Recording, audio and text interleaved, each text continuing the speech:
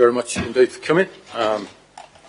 Today's meeting is open to the public, and a warm welcome to you all. My name is Clement-Jones, and I'm chair of this local area committee. Before I ask the other councillors and officers to introduce themselves, I'll hand over to the committee clerk to read out our housekeeping arrangements.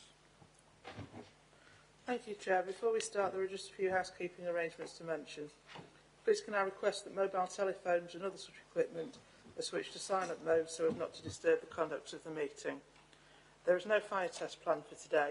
If there is an emergency evacuation, please take instruction from the council staff present.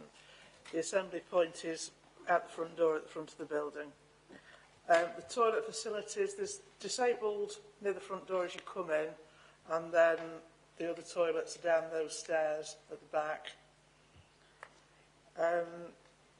The meeting today is open to the public and will be recorded for subsequent broadcast via the council's website. We're unable to live stream tonight. You should be aware that the council is a data controller under the Data Protection Act. Data collected during this webcast will be retained in accordance with the council's published policy.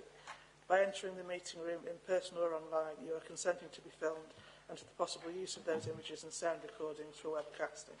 I should have added that fire escapes are out the front door or out that door at the back, but that door's got a lot of stairs, so unless that's cut off by fire, I'd go out that way. Thank you. Thank you very much. If I can ask the members around the table to introduce themselves, starting with Paul.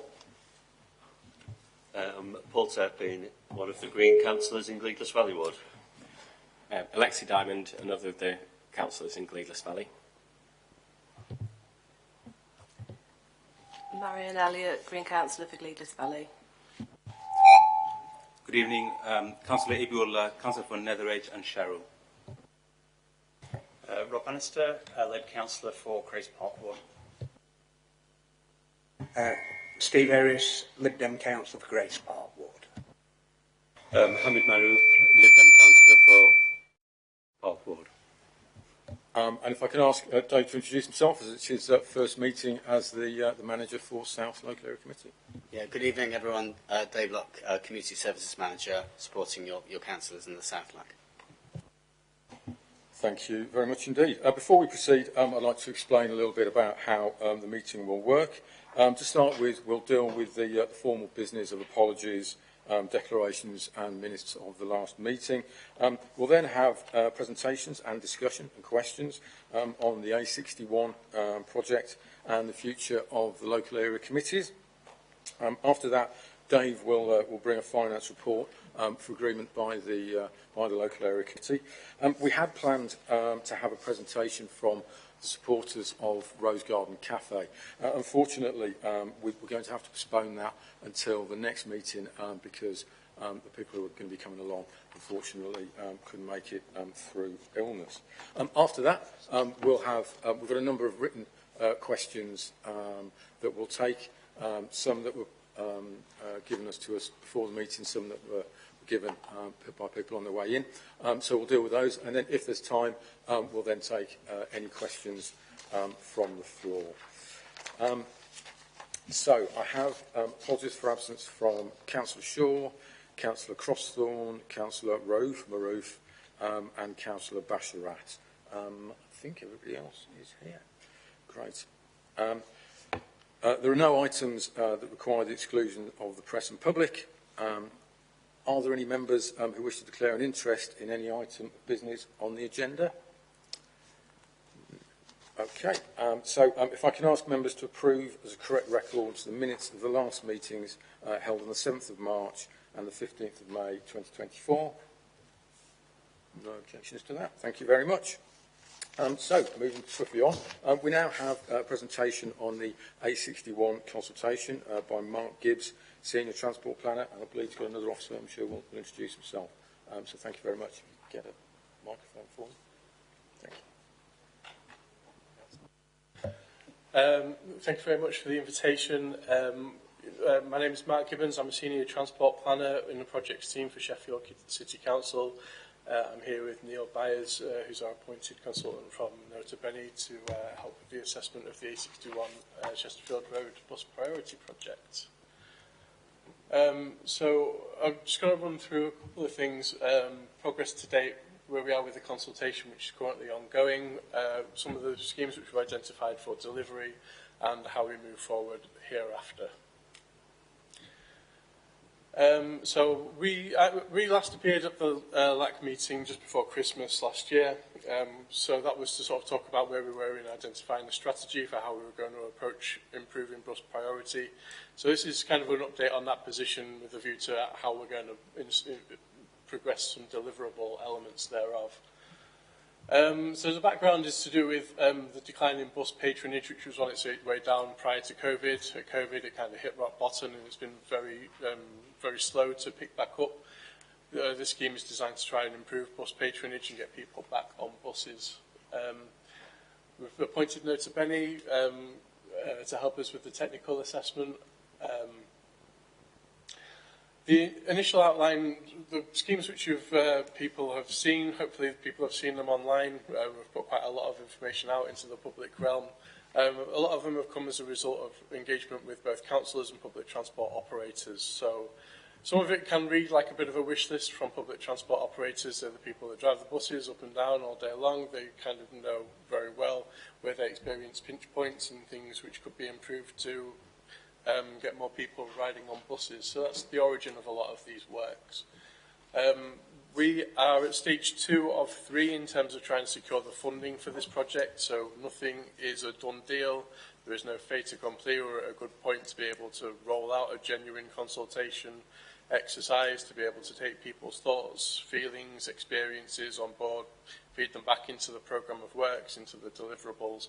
Some things will be changed, some new things will be introduced, some things will fall out.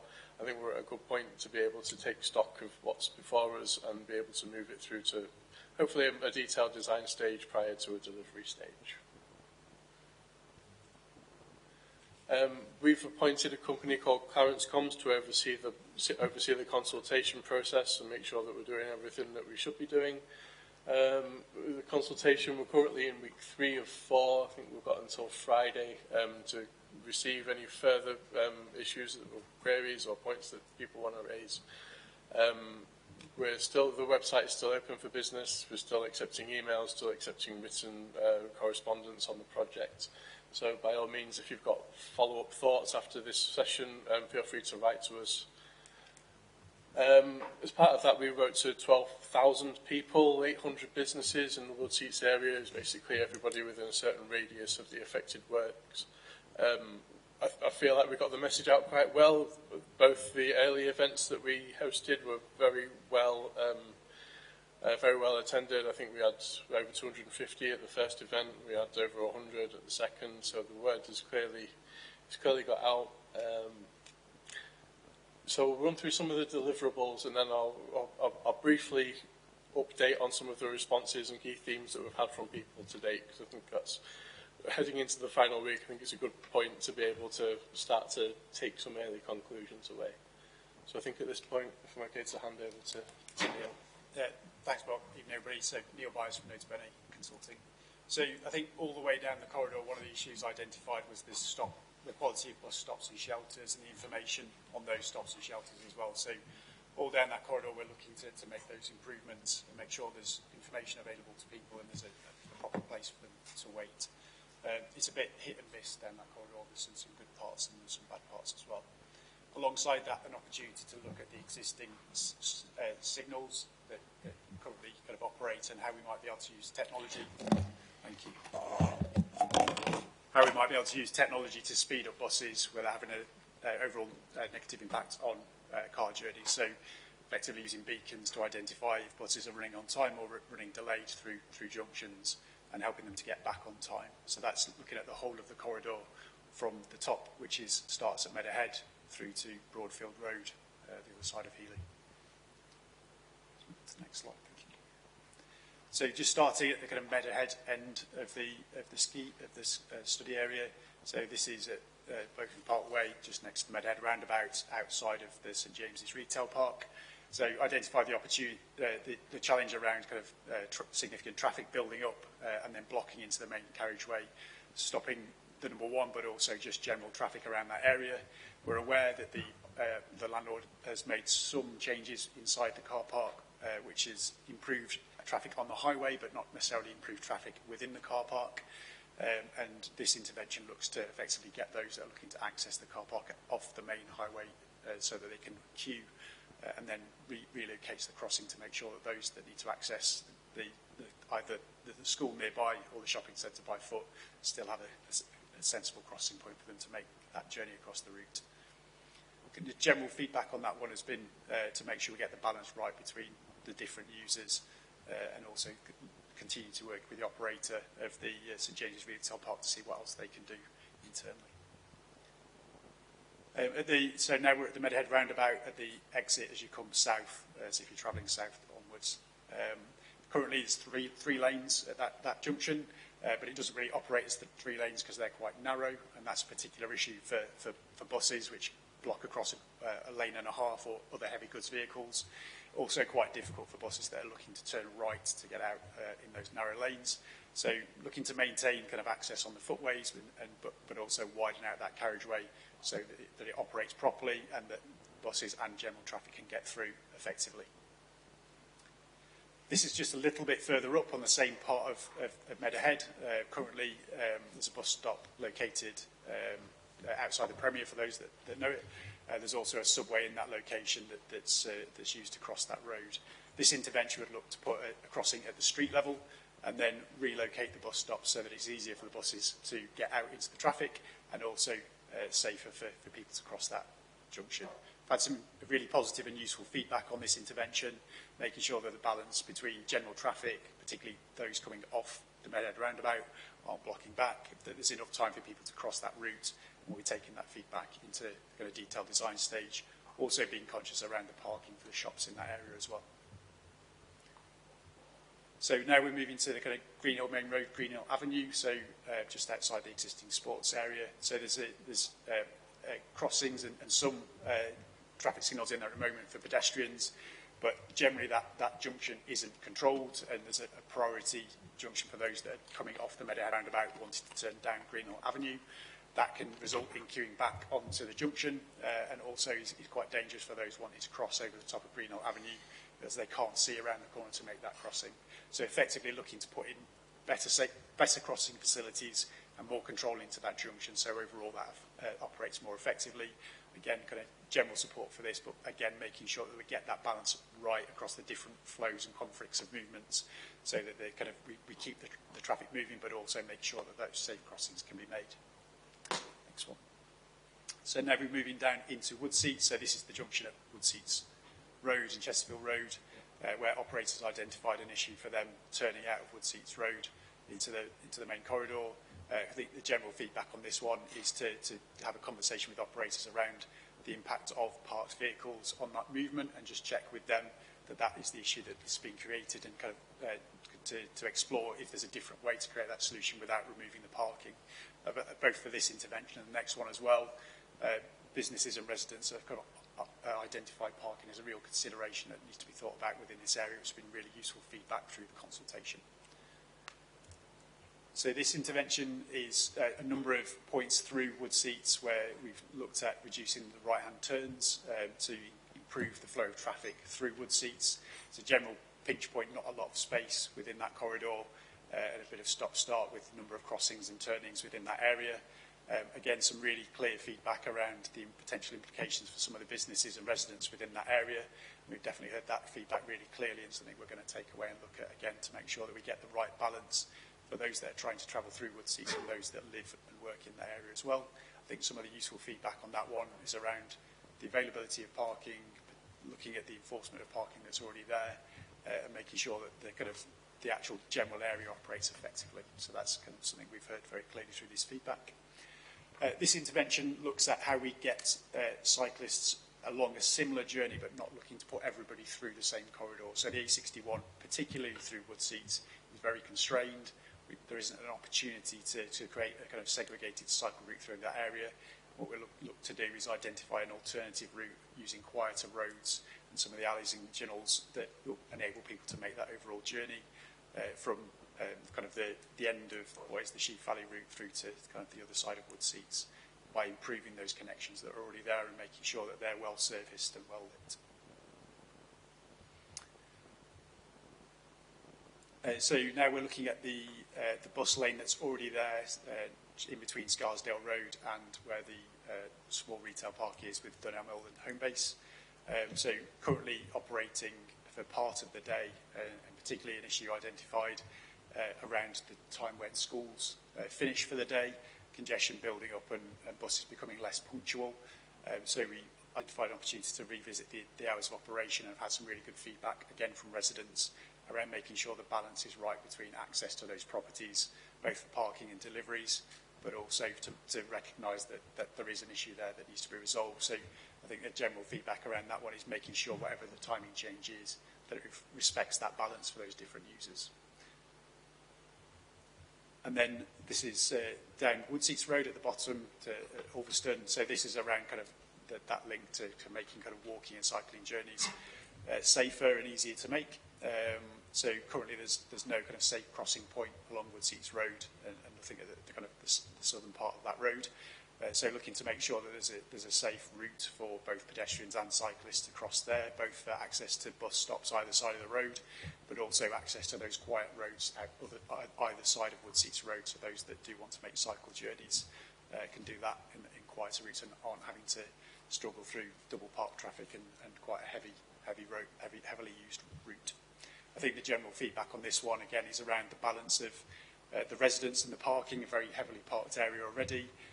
What I think some of the feedback on this one is looking at that reallocated parking spaces and how we can potentially redesign that to increase or maintain the overall level of parking in that area, because we know that it's quite constrained.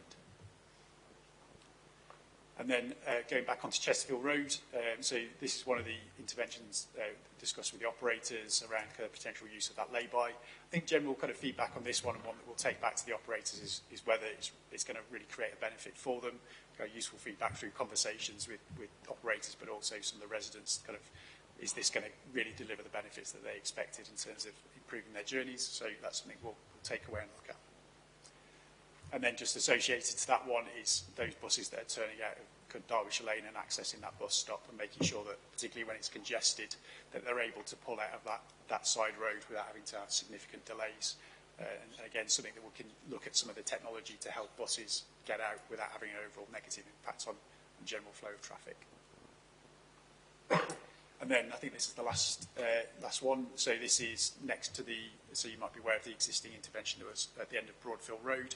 So that was the first phase of a scheme that's now been complete. And this is a second phase of that intervention, which would effectively provide more capacity over the existing bridge and then introduce a footbridge so that pedestrians can still move across that area.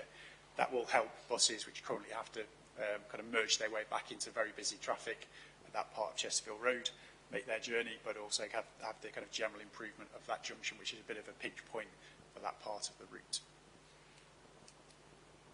I think I'll pass back to you, Mark, at that point. Thanks, Neil. So yeah, I think we might have covered quite a lot of this. Maybe the one that hasn't been picked up, the design complexities for cycle routes. Just a note to say, a lot of people have inquired whether the surfaces will be essentially hard surfaced, segregated cycleways, whether they'll be constructed to a certain design standard, well lit, etc. And it's basically something that we'll need to take through the detailed design process before we have a full understanding of. So we've had a real mix of feedback in consultation. We've had a lot of positive feedback, we've had a lot of challenge, we've had lots of useful information for us to be able to take back into the detailed design stage and try and wrap consultation up. As part of that, we will, if we could move on to the next slide, please. Thank you. So we'll look to understand, review everything that we've had back. We've had over 100 written responses so far. On Friday, we'll pop the seal on the ones that we've had online. I expect we'll have more online than we will have had in written form. So I think we've definitely taken a lot of community feedback in. I think we'll review the deliverables as appropriate following that. Certainly from consultation, from conversations with people, I've spoke to a great number of people for the last few weeks about this proposal, and I've got a lot of thoughts to reflect on to incorporate into how we move forward. So the next stage of this would be to start to develop an outline business case, which includes detailed design based on the way that we'll change the scheme in response to public thoughts. And after that, we move towards construction. The funding has timeline challenges, should we say. Everything needs to be delivered before March 2027, which sounds like it's a long way away, but in highways construction terms, that ticks by very quickly. I think that's the final slide. Yes, thank you. Thanks, Chair. Cracking, thank you very much indeed for that. I will open it up to questions from the floor, but we do have a written question from a resident in Woodseats. Is Joseph here? Hi, would you like me to read it out, or would you like to read it out? Okay, thank you. So, the question from a resident from Woodseats Road is, please explain how the impact of Proposal 8 from the A61 Sheffield Road consultation on local residents will be mitigated / residents will be compensated. Proposed plans include removing existing parking and replacing to a location where parking is already very difficult, with cars parked bumper to bumper on Ulverston Road. Local residents will also face a toucan crossing located directly in front of houses, with the impact of increased standstill traffic and the increased noise fumes that comes from this in front of properties, as well as the impact of increased light pollution from the traffic lights in homes. How can the clear and large negative impacts on local residents be justified for a few metres of cycle lane that will prove to be unusable? Number one, the entrance to the proposed cycle lane on Ulverston Road will inevitably be blocked by the car garage in Grayson during working hours. The end of the proposed cycle lane on Woodseats Road will inevitably be blocked by parked cars. The cars competing for less parking, the remaining parking on Woodseats Road will inevitably be in constant use. The end of the proposed cycle lane on Smithy Wood Road will also be blocked by parked cars from local residents / the Jupiter car garage. Thus, all proposed cycle lanes will be unusable the vast majority of the time, ? Have traffic calming measures that slow traffic on Woodseats Road rather than bring it to a complete stop been considered? Speed bumps, 20-mile-an-hour zones, speed camera at junction of Athol Road, to name a few possible examples. Have the impacts of Proposal 8 on local business, such as Cop and Crumb, Grayson, Jupiter, been considered? And have planners visited the site of Proposal 8 prior to planning? The non-viability of the proposed relocation of parking to Ulverston Road would / should have become immediately clear, if so. Will the Council commit to local residents working directly with the planners of this scheme, as well as future schemes, to bring changes that actually benefit the local area for the local population? Only local residents / local businesses can truly know what the local area needs. Thank you very much for the question. It's in a lot of ways, that's exactly the kind of response that we really need to field as part of this consultation. You've raised a good number of very pertinent points. I'll go through some of the detail. I've been provided a copy of the question in advance, so I've managed to give it some thought, so I do appreciate that. So the premise of that part of the proposal is to provide a safe crossing facility for vulnerable road users. So in this instance, we're talking about pedestrians and cyclists being able to get across Woodseats, which can be a very busy road. So yeah, trying to provide some kind of controlled crossing there, I think, is necessary. And as part of the measures to provide something for cyclists to use that corridor as a sort of not directly on the A61 function, I think that's a key missing link that needs to be provided. I think you raised an excellent point about trying to look at other ways to deliver it. If it's traffic calming, that might be a more appropriate way rather than a red light, or if it's more of a corridor type issue that generally needs traffic to be dissuaded from using that route, that might be another way to look at it. I think there's a lot of ways to crack that particular egg. We've put one in front of people and we welcome the feedback and the challenge, and I think we need to take that back to the designers to challenge it and say, is this the right thing to do? What are the other options? What have we got available? What other tools can we bring down off the shelf and utilise to look at that problem? So yes, I think that is an excellent point to raise. Regarding the parking issues, again, I accept that it is a very sensitive and delicate issue in that particular part of the network. We've looked at Ulverston Road, and you'll have noticed the bay that we've proposed. And again, I'm not sure that that's entirely right. I think we could make some relatively minor adjustments to that to make it sort of more vertical parking rather than curbside parking, which would increase the capacity of that element so that hopefully it would be a sort of, wouldn't lose any spaces overall. I think there's other measures that we can do as part of that to try and mitigate against the impact. Sure, moving on. So you made a good point about the northbound cycle lane up Woodseats Road, which doesn't really seem to connect to another part of the cycle route, and I think that's a good point, and maybe we need to take that back to designers as well and say actually it's gone a bit too far north. That's going to also lose parking spaces, which is a delicate topic, and maybe it needs to just be rationalised a little bit. Again, it's an excellent point to raise as part of this consultation, and it's one that we need to be able to take on board and feed back into the process.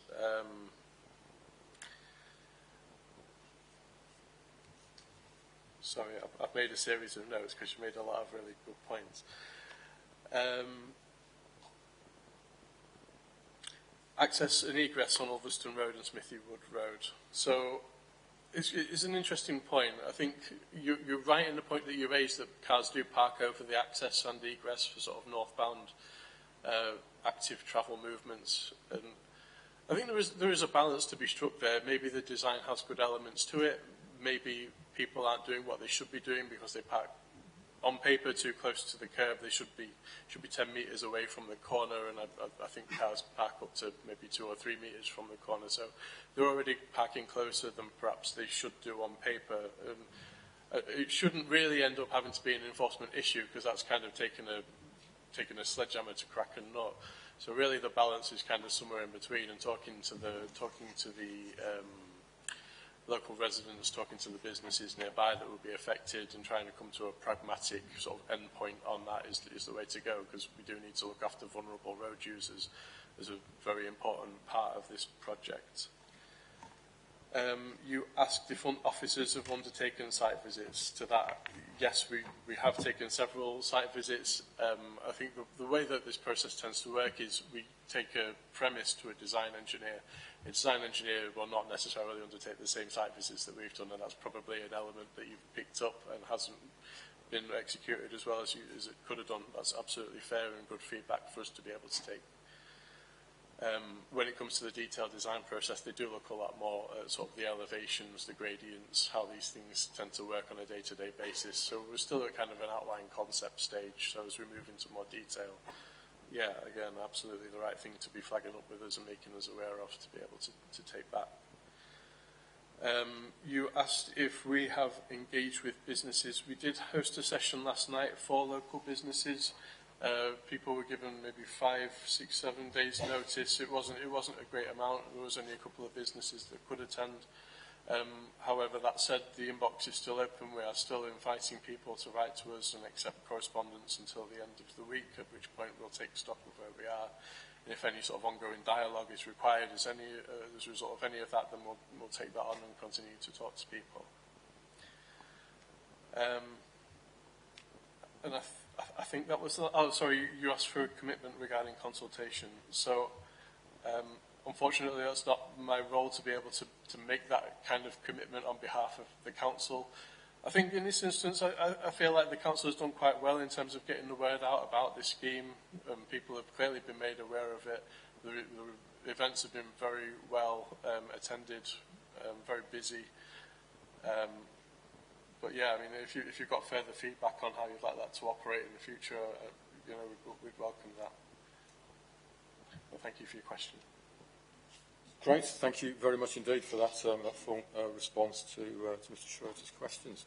I think you got an answer to all the questions. I think the one thing I would say is certainly, as local councillors, we can commit to working with local residents to make sure that your voices are heard, so that if when the next stage of the process comes along, do get in touch with your local councillors if you do have any concerns.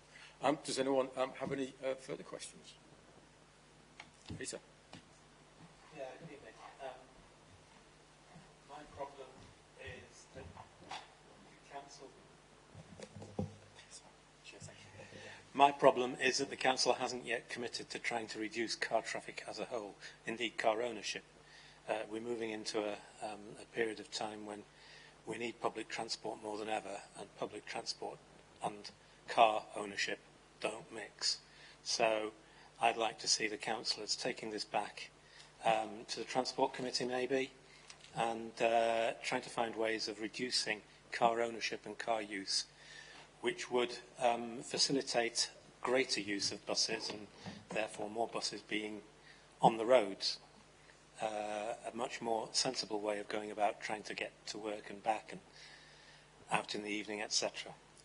So that would be my point, and I think this consultation and previous consultations that I've been aware of, certainly during my time as a councillor, all look fraught for that very same reason, that they all have to do with the oversupply of cars and the undersupply of buses. Thank you. Thank you very much. I mean, I think you're absolutely right, and I think that's where we are. Is that we need to promote buses. That means that we need, as you say, more of them. We certainly need to have a look at how our buses are run, and look at what hopefully the mayor is going to be doing to improve services, and also things like this to improve the timeliness of buses. I think anyone else got any points to make? Oh, Paul, go for it. If there's no more members of the public wanting to speak. Okay. So I mean, I do agree with Peter's point there, and I think that we don't have to look far to see a city reducing congestion. They did that in Nottingham, and they did it by extending the tram network and having control of their buses, and they did that by introducing a workplace parking levy which raised over something like £1.6 billion to pay for those improvements, and that's something that we keep putting forward as Greens, and unfortunately our colleagues in Labour and Lib Dem don't support it. So the questions, I think Marianne's going to raise a point on Little London Road that we raised when councillors did the walk down A61. I can't remember if you were there, Mark, actually. I think it was slightly before my time. Right. Well, I'll leave that for now. So the congestion in Wood Seats, we spoke about it. So you did come last time, didn't you? Yeah, and we spoke about it then, where there's the parking in Wood Seats is always full, and so is the part of the road that people drive on. And I think that and you established that this fund isn't enough to make any significant material changes there. But we did also discuss whether, as part of this work, that we could properly work up a data set and of the impact of that congestion on public transport, on businesses, and looking about how people arrive to Wood Seats and who is using the parking spaces. Because, I don't live very far from Wood Seats, but I hardly ever go there to shop because, you don't park there. It is a bit too far to walk for me, but I could drive, but I don't, because you don't get a parking space. And it's my view that those spaces are filled with shopkeepers. So on that, I would also say, has it been looked into acquiring the car park at Wood Seats? If you know the one, I think it's obvious which one I mean, the privately owned one that don't read down the back. Yeah.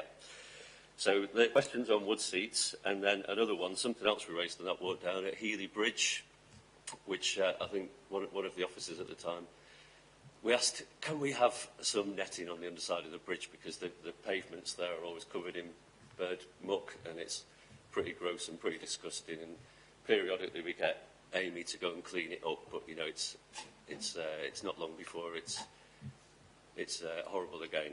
And one of the officers said, "Oh, I think we can just put some netting on this. Can't we just put some netting on this?" But of course, nothing has happened. So I'll leave it at that, Chair. Thank you for your queries.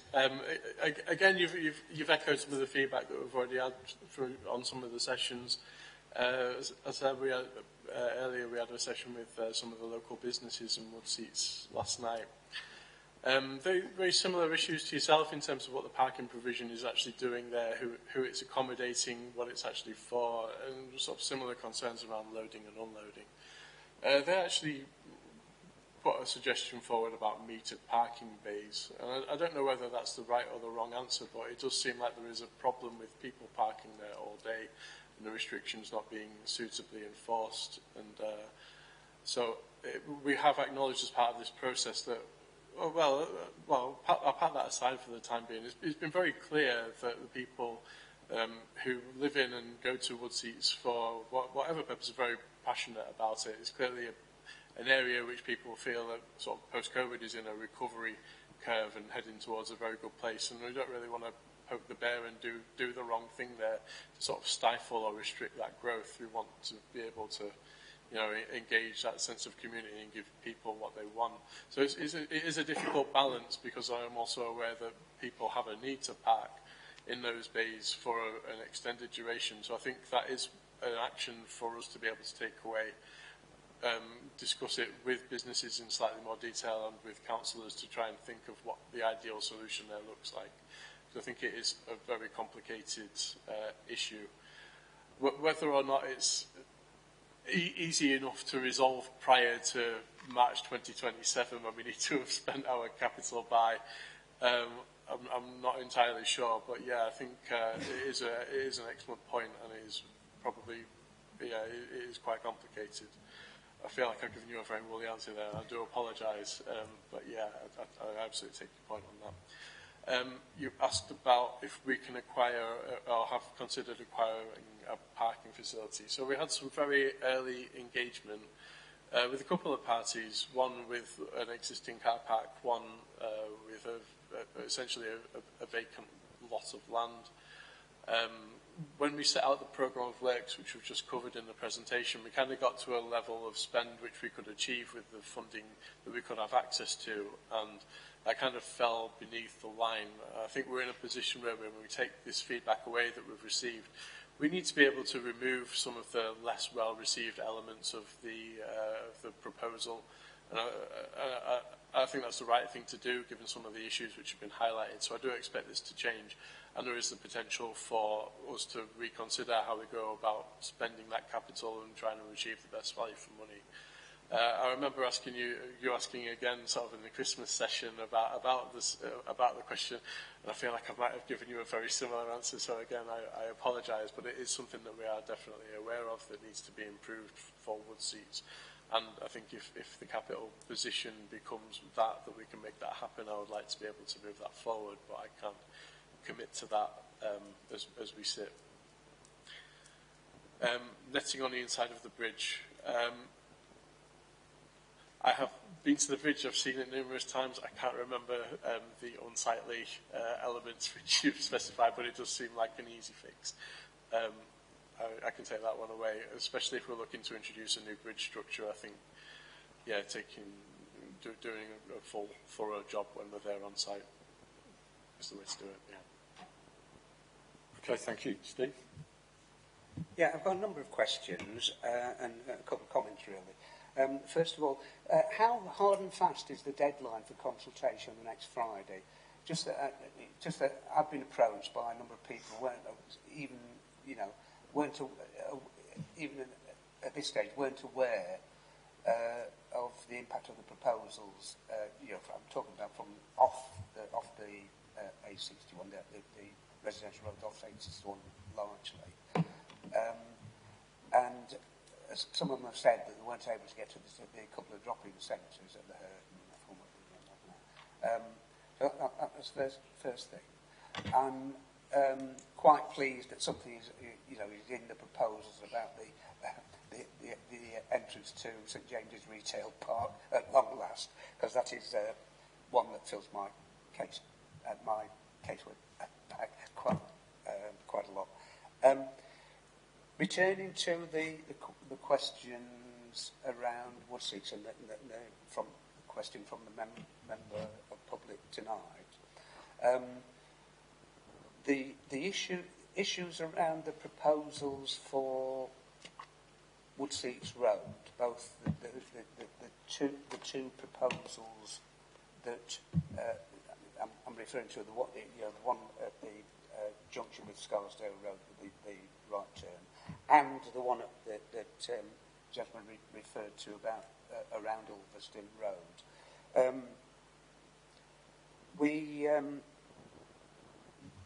Councillor Roof and I have been contacted by more than one person talking about the general issues on Woodseats Road. And going back some years ago, we did actually put forward a request for a pedestrian crossing, not where it's proposed close to the junction with Ulverston Road, but further towards the Woodseats School end. And that followed an accident some years ago now, where a child was knocked down coming off the number 76 bus, I think it was, where farm fruit was there crossing behind the bus, and a car turning left off Chesterfield Road onto Woodseats Road, and it was knocked down. And fortunately, recovered from his injuries, but as a consequence of that, there was a request, from a large number of members of the public and the school itself for some kind of to move the bus stop there. Yeah, so I haven't got to the other questions yet. Okay, if you can rip into them, so we've got limited time. So, and we're just wondering whether that perhaps we can have a chat outside the meeting about those. Going back to the Chesterfield Road itself, and Paul mentioned the walks, one of the walks that we've had, where a number of shopkeepers actually pointed to what was the former Gleeson site as a potential use part of that site. I know some of it is developed now, but part of that as a potential use for car parking. And I wonder whether we could, that's another one, perhaps we can have a conversation outside the meeting. But in terms of, so the question, I think, on that is, on the Chesterfield Road element, that phase of the proposal, is why is there a number of, well, two questions actually. A number of people have said, what is wrong with the existing right turn from Woodseats Road that diverts to the left, buses only, and then turns right, which a lot of people said to me works completely well. And when I've used the bus, I don't see what the issue is, and why there is a need for that particular proposal there. Banning right turn. The other issue is that, and you may have had this from other members of the public, is looking at not removing the crossing points along Sheffield Road, but sequencing the lights. Perhaps we'll have a conversation again about that. Thank you, Chair. No problem. Sorry to take up the time. Thank you, Councillor. So you asked first about consultation end date being potentially hard and fast. I think we do need to get to a position where we can draw a line under it. I think it would be, people still got the opportunity to write in to us. I'd prefer it to be before Friday, but I guess if anything comes in after that, we'd still treat it as best we can. Like I said, we've appointed a consultant to kind of oversee this process, and they've advised that 4 weeks should be sufficient for a project of this size and scale. There's still opportunity for people to come into us and be able to engage in a dialogue. Did you want to take the Scarsdale Ulverston? Yeah, I think on the question around crossing points, so both Chesterfield Road, so the Woodseats Road, Chesterfield Road Junction, but also the Scarsdale Road Junction as well. So both of those have been highlighted through the conversations we've had through public consultation. So that's really helpful for us to understand that kind of that detail. So we'll look at how that might be brought into the scheme. So making sure those crossing points are appropriate and also don't have an overly significant impact on traffic. So again, we're talking about, I'm just moving it to the Scarsdale just to give a bit of other feedback around queuing back there. So anything we introduce in that junction, we need to consider the impact on being able to make sure people can cross safely and then not having a negative impact. The point around the bus is that's what's been reported by the bus operators to us. So that's what the operators have identified as a constraint for them to pull out into wood seats and then continue with their journey. So that's the origin of that specific issue that's been identified to us. Regarding sequencing of lights, a part of this proposal is to upgrade the traffic signals along that corridor to be able to take on bus priority. I think part of that is that all of the signals on that corridor aren't centralised. We don't manage them sort of within the council as an urban traffic control function. Part of this is to incorporate all of them into that function and be able to program them so that people don't have a red light at every single possible red light down there, but also... I mean, what was suggested, you know, if it may interrupt you, is actually having more stop at the same time.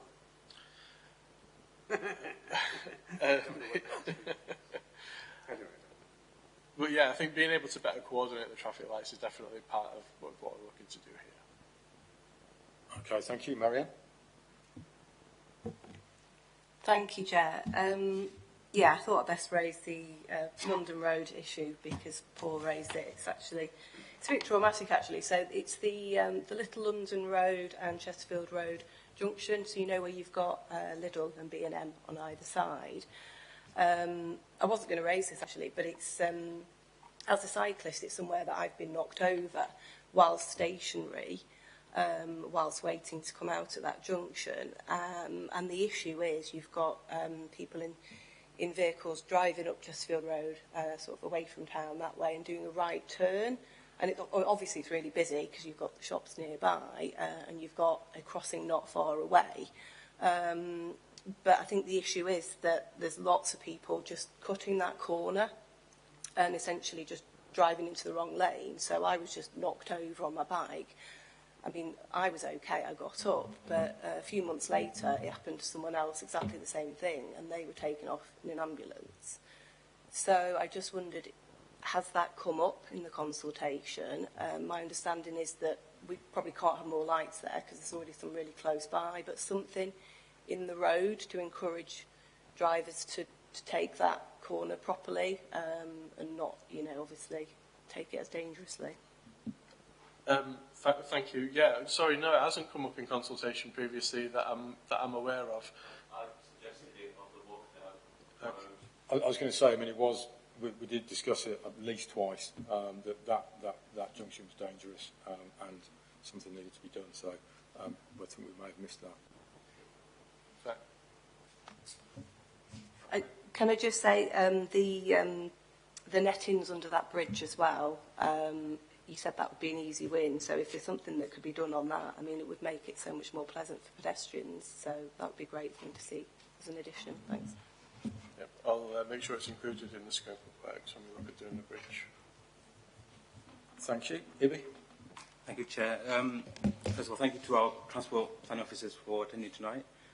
My question is similar to Councillor Steve Harris, given that this is such an important corridor, going over a number of miles from Meadowhead all the way to Healy.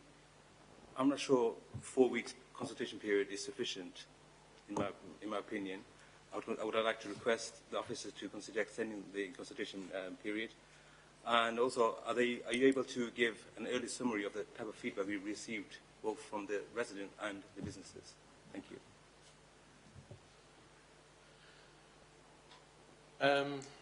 So I'm happy to take the comment back to the team and to the council's comms officers about whether they think that what we've undertaken as part of this consultation is sufficient for the volume and quantity of works, and I can come back to you on that point.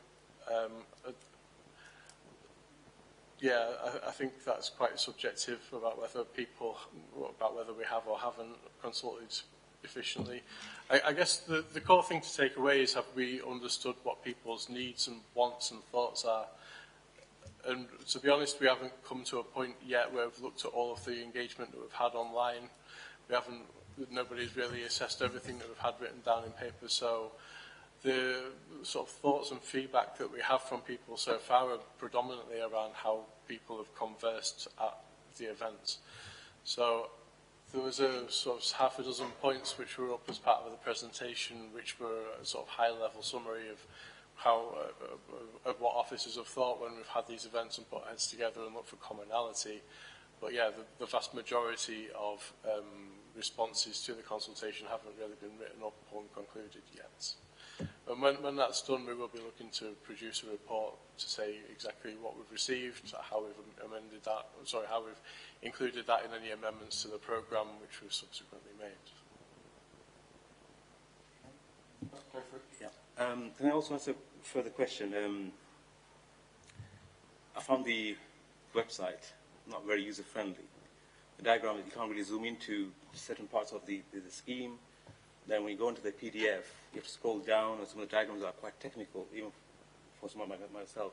Have you ever thought about video graphics, using animation and graphics together to bring it live so the public can understand some of the changes? For example, I mean, I didn't understand what a Dutch-style roundabout was. Well, that's why a video within 30 seconds I understood it. I'm just saying that we're still a little bit behind in terms of how we portray the information out to the public. Yeah, no, I think it's a reasonable point. I think we can go into too much detail with these, and then there's also the other, like the opposite end of that conversation where we can go into too light touch of a detail. So I think we've kind of come to a point where we've tried to give people enough information to be able to make a call on what it is we're looking to deliver without being too high level. I guess I'd ask, to sort of reflect on it. It's hard to get the perfect level of information for everybody to take away exactly what they need to take away. They can't really produce it on like a Google map, for example, for the level that we're at, because we're still quite an early stage. When it got further down the line, especially for like other major schemes, we might look to do more of a visualization or show people crossing a particular part of the network or have shops in the background on drawings.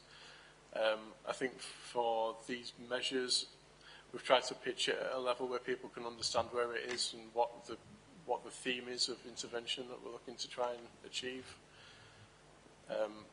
But yeah, if you wanted to have a separate conversation for sort of future consultations and your level of detail that you would expect to see as part of that, I'd welcome that, because what we're looking to achieve here is to try and help people to understand what our proposal is and be able to take back, people's thoughts and feelings on how we can make it the best scheme it can be. So yeah, if we're not giving people the right stuff, then we need to do something different. Thank you. Ruth? Yeah, thank you, Chair.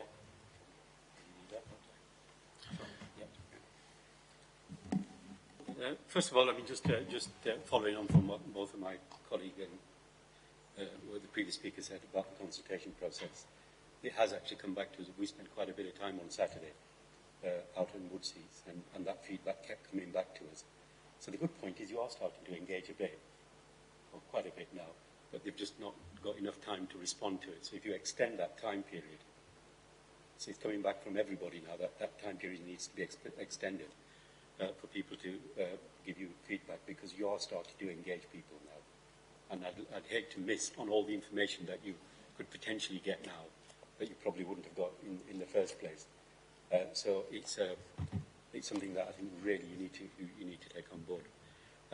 So moving on from that, they're not direct questions, but there are observations here, which I think you probably need to consider. One is, I mean, Woodseats Shopping Centre, and we've been, as I said, we've been there on a number of occasions, and a lot of the issues around the businesses they've almost survived in self-sufficiency, almost, and it's a business centre that has actually worked quite well for a lot of people, and they are quite on a knife edge, a lot of them. And we missed out on the high street fund. Everybody else in the city got it. We didn't in Woodseats. So there's a lot of angst around that in Woodseats as well, that we always get forgotten. And when this comes along, whether it be good, bad, or indifferent, they say, hang on, we're just about surviving, and next thing we know, we've got 24-hour bus lane happening here, parking restrictions happening here, all sorts of things like that. And I can assure you, from a retail perspective, retail is really, really struggling, wherever it is. So we're bouncing back again. But the unfortunate thing is that all these things may be taken as a negativity towards business.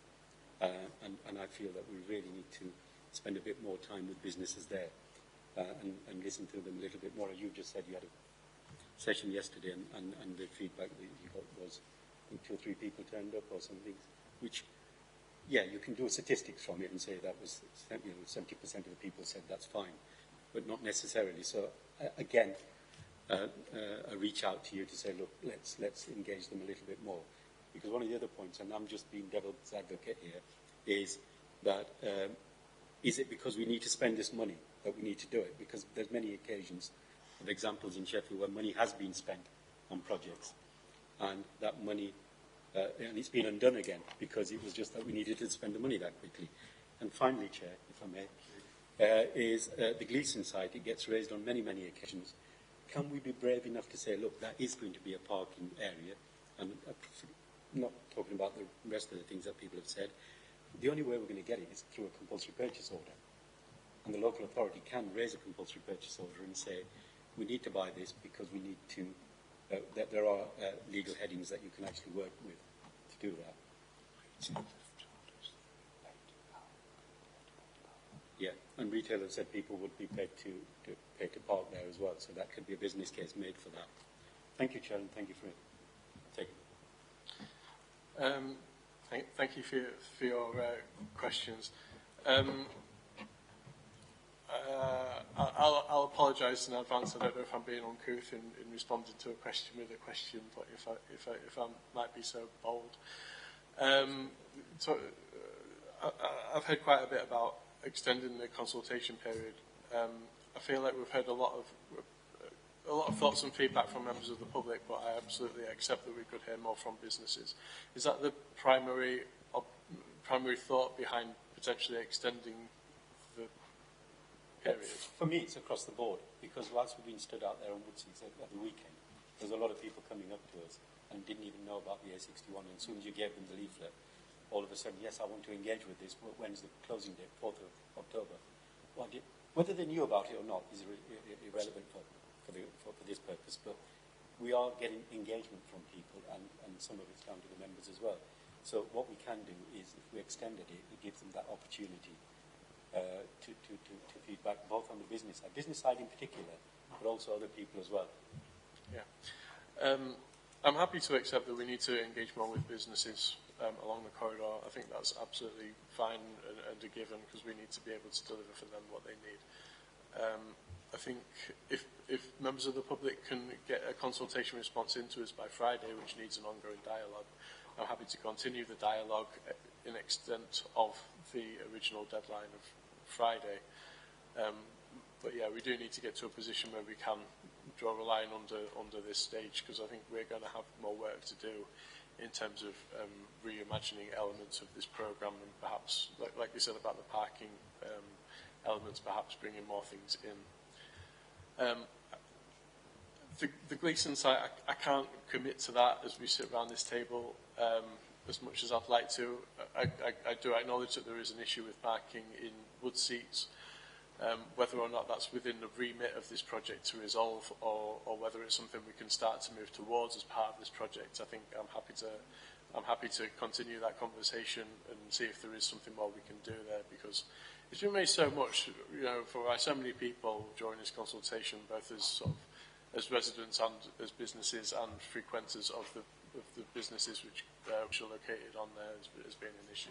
It's clearly a key objective, or not the objective, a key issue for lots of people that use it. So yeah, I'm happy to take that on. Thank you. Lexi?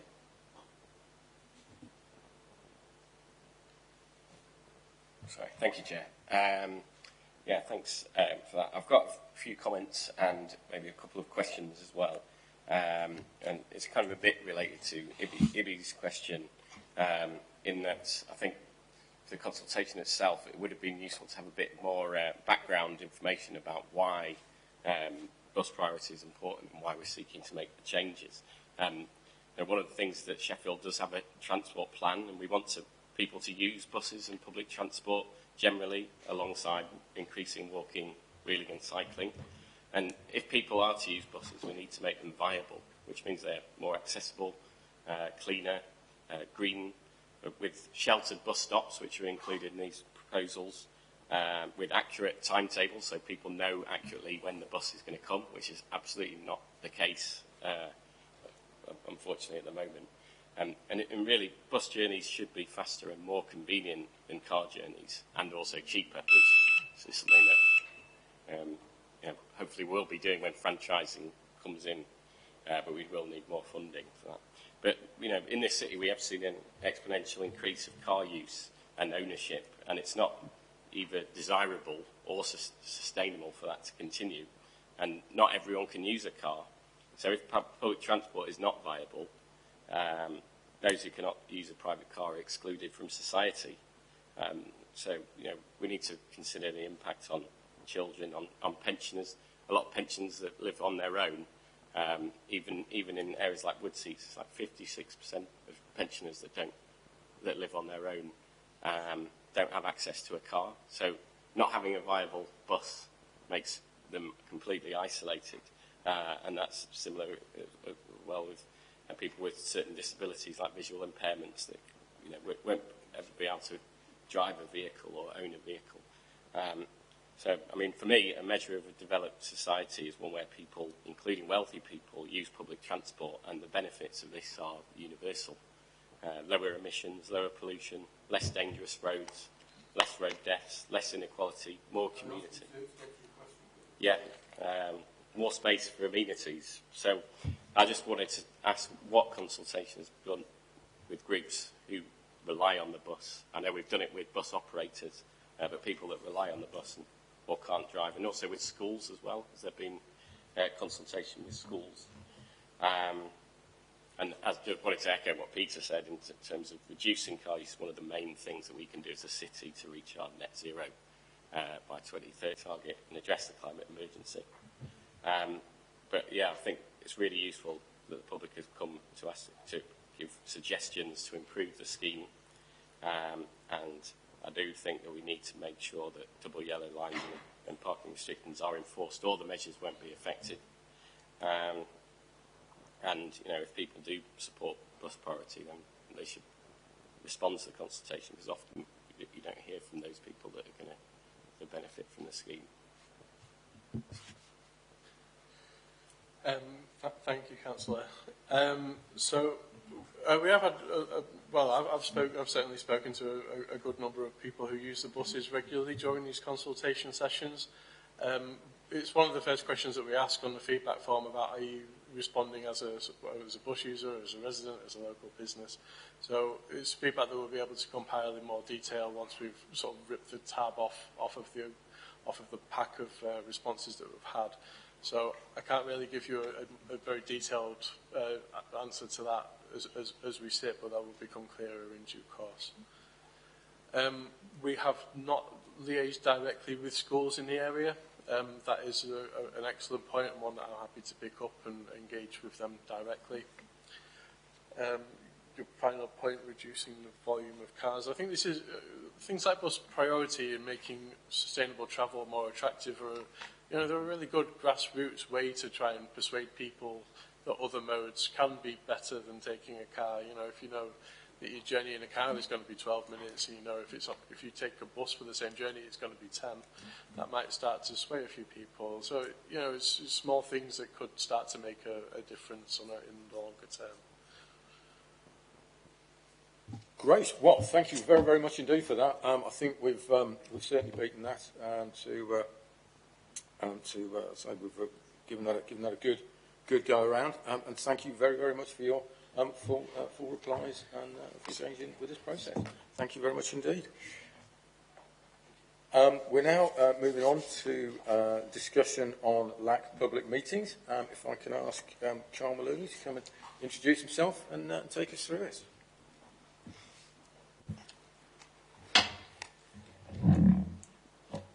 Okay, so good evening, everybody. Yep, my name's Carl Mullooly.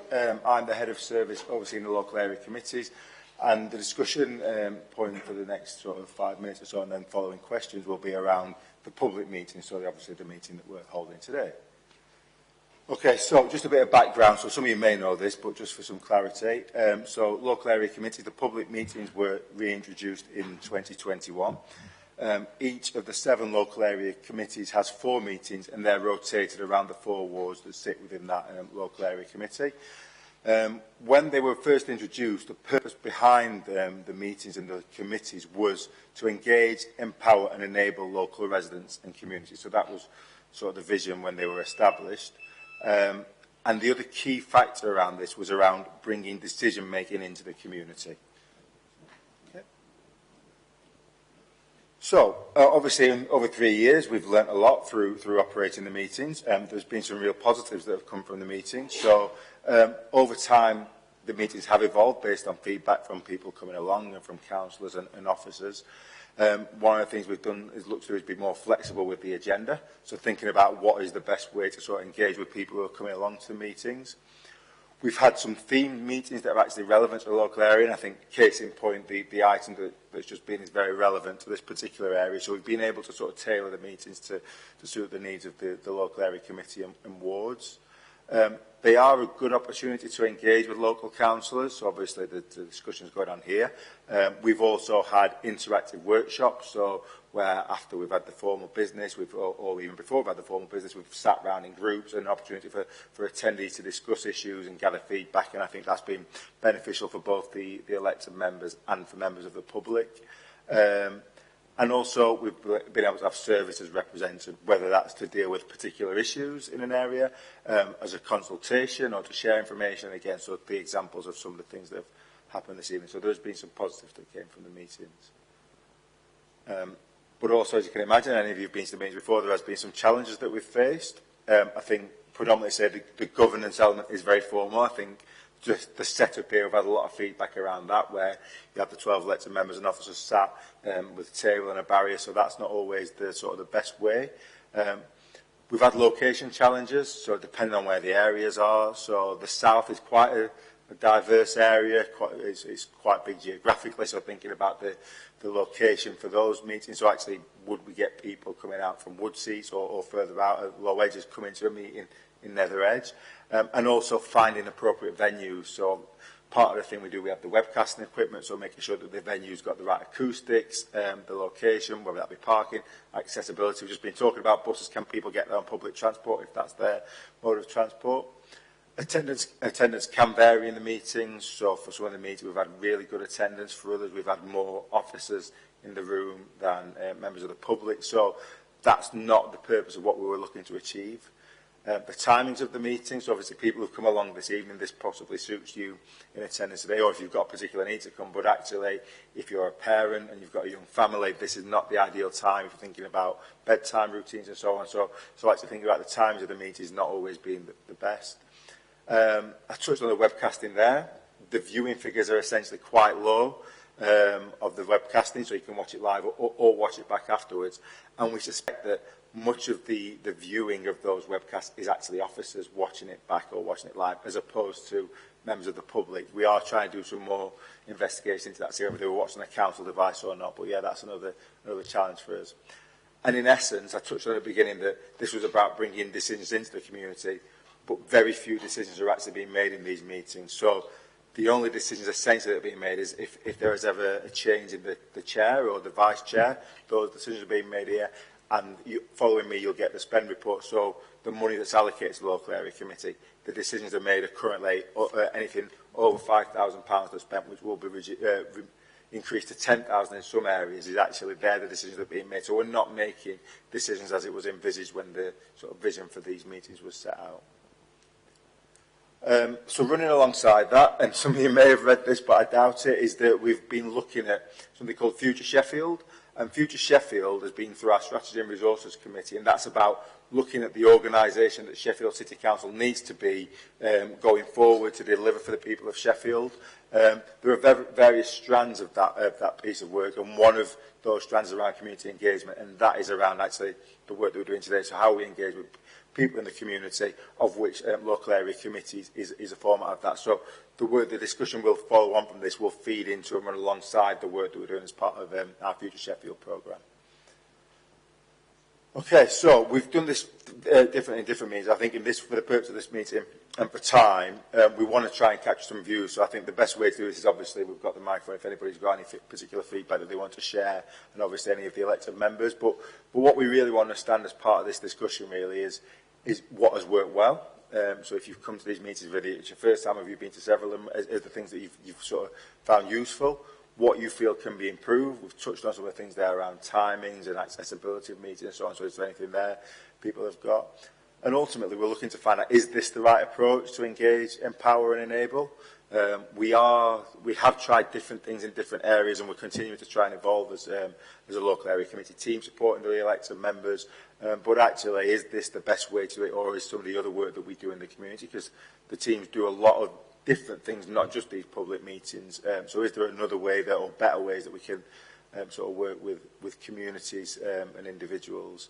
And yeah, so basically we want to try and capture that feedback. We're going to feed that into our Future Sheffield discussion and essentially try and look at how we can continue to evolve and improve the work that we're doing.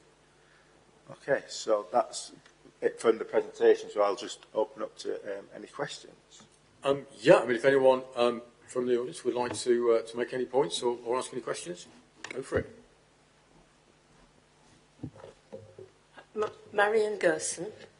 Can I say that this particular meeting has almost encapsulated all that has been wrong with LAC meetings? The topic has been the Chesterfield Road corridor. Nobody who lives around here uses that corridor on a regular basis, certainly not during the rush hour. On the other hand, people who live in that area will find it very difficult to get here. We've spent more than an hour listening to councillors asking questions of the officers. Now, surely these councillors will have had access. You know, that was a committee meeting that we've been watching. We haven't been engaged in this. We've only been listening to councillors talking to each other and talking to this. So it has nothing to do with our making decisions here at all. Thank you. Thank you. I mean, I can only sympathise. I've had to listen to my colleagues as well. I mean, in those terms, I mean, we did have a session that was well attended in Petitions Greenhill before Christmas. It is unfortunate that the timing meant this was where we were, and I think you're right. I mean, I think one of the problems is we have to, as they were set up, we have to have webcasting, and so we are very much a formal. Here are the councillors. Here's the audience, because we have to have the cameras pointing to us. And so, I mean, I suppose the question is, do we need to webcast these things, and could we do without that, and then have less of a formal meeting that doesn't have, to say, this barrier, have as kind of mixed up, and so that there isn't that councillors and audience, if you like.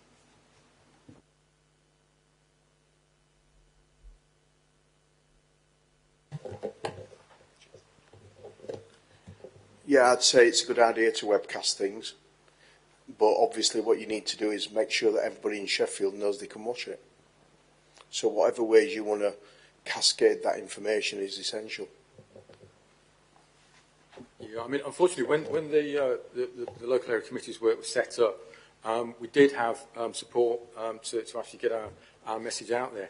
Unfortunately, because of cutbacks, that was one of the first things to go. So our communications are done, literally by us and effectively by amateurs, if you like, in their sort of spare time. So it is unfortunate that we haven't had that push to get people more involved. And I think it's partly down to us to have more engaging things on the agenda, to work in a more engaging way with members of the public, so they actually want to come.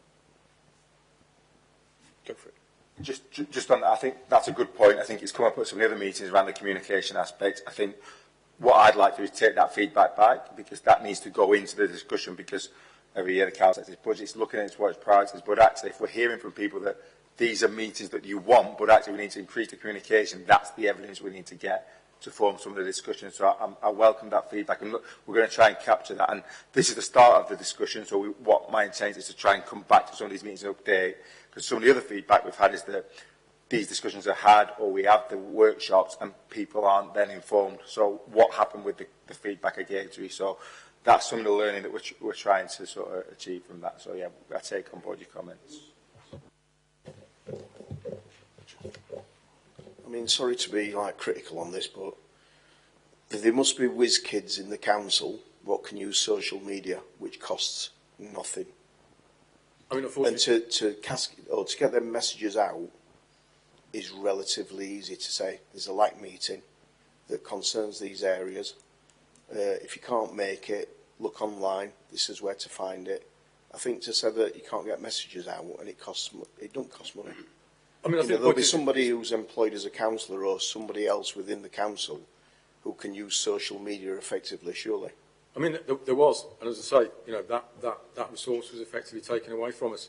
And, you know, and partly that's one of the issues with the local area committees is we don't have that resource to get, you know, the stuff they're actually doing.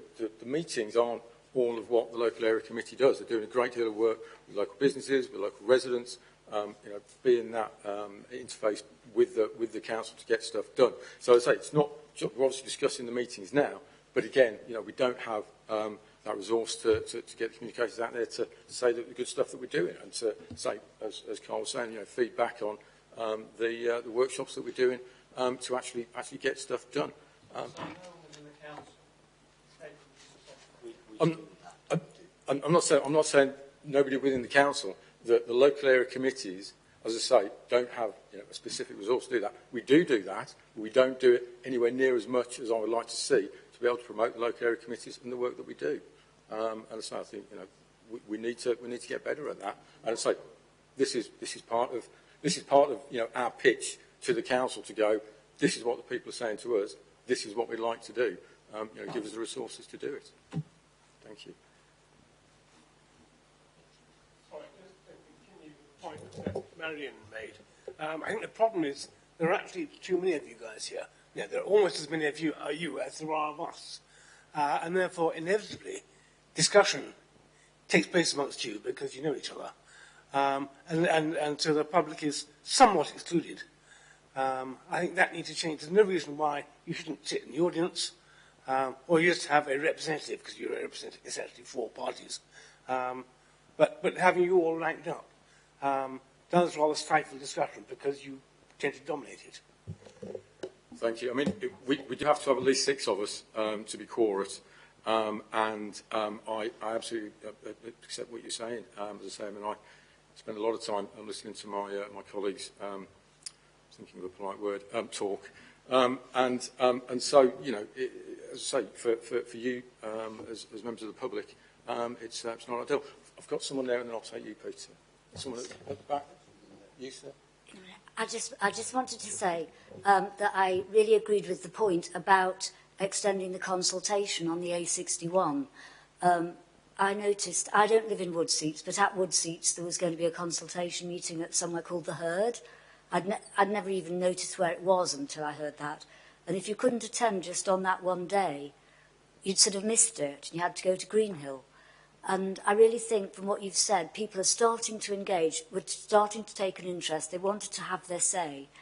And I think, really, to have a sort of say, right, you've all heard about this now, there's another opportunity, a live opportunity to give feedback.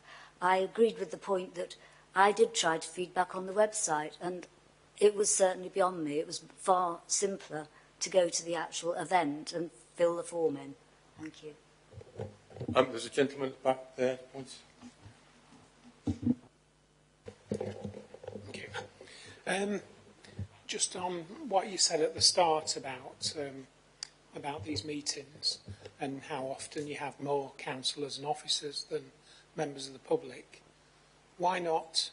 I accept what you say about you need to have 6 people at the meeting, 6 of you at the meeting, but why not double the number of meetings and have half the number of councillors at each meeting? And then you can have more geographical spread across those meetings. Thank you. I mean, effectively at the moment we are constituted to have those 4 public meetings. That's not to say that from feedback from what we get from people is that we can change that, yeah. So that's why we want to gather that intelligence to say, well, actually, we have had some feedback that people are saying, actually, we really want to understand what's happening more in our ward and have discussions around that, because we look at this, I've touched on this part of the city, if you look at the north of the city, they're very, very different areas where they wouldn't necessarily even border each other at times. So we want to gather that feedback from yourself to say, actually, what is the best way? And the issue is, obviously, I've been to quite a few of them, it's what's relevant to each ward. And obviously, so you bring in issues about Grace Park Ward, to Nether Edge, like meeting, which basically, as far as I'm concerned, there should be issues around Nether Edge. That's what I so it's basically people might engage more if the issues were relevant to them. I mean, I take on board that feedback, and that's why we want to have this discussion. Obviously, we are 3 years down the line, and I think some things, if it was more pertinent to the area that we're in here, we might have had more people. We don't know that, but I think that's the feedback we want to try and capture now. So we are looking at that. All age groups. Yeah. It's all right using social media. There's a lot of people, obviously, of my age and above that don't use social media. No, yeah, you're right. I think so. One of the things I touched on again about is this the right approach? The teams are going out to communities and listening and speaking to them, whether that's with the elected members or work we do with the voluntary sector. So there is a lot of that work ongoing that you wouldn't necessarily see in this format.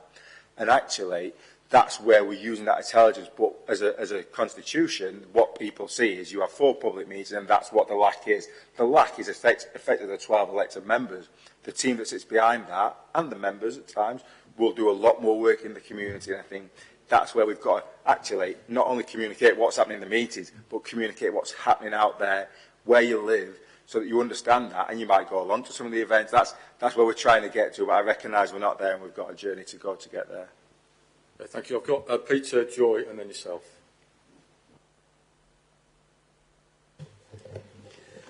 Thank you. Yes, the comms has always been a problem, not just with LACS, but with the whole of the council, to be honest. You don't make enough use of radio, TV, papers, social media. All of those could be used.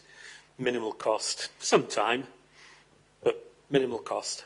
That's not my point. My point is to do with point 3 there. Is this the right approach to engage, empower and enable? What are we trying to engage about?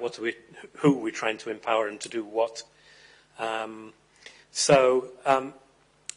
sent a question in. I don't know if it's been received or if anybody's even taken any notice of it, about forming a subcommittee to deal with the climate emergency. And in some ways also making space in these meetings and maybe in other meetings as well to do with the LAC, to discuss how the communities in this area can be helped by maybe setting up a hub that will give information and assistance to people wanting to set up a community organisation. So that was basically, it's all to do with point 3 there, how to empower. Thank you. Yeah, I think that's a good point. I suppose the other challenge we've got is how the policy committees that we've got relate to the local area committees, and we haven't really established that clearly. So part of the Future Sheffield work, we are looking at that as well. But essentially, because that is something that impacts the whole city, that will be picked up by the policy committee. But that doesn't mean we can't look at focused working groups in local areas where we can use that to feed back. And I suppose that would be something that I wouldn't say we necessarily need to have a meeting about in a public meeting, but we could look at the local area committee doing some work with yourselves or other groups to understand what's happening in the area. So that's what we can do. Yeah, I know for a fact that Kate Josephs has been engaged in this idea. So maybe go upwards as well as downwards. Yep.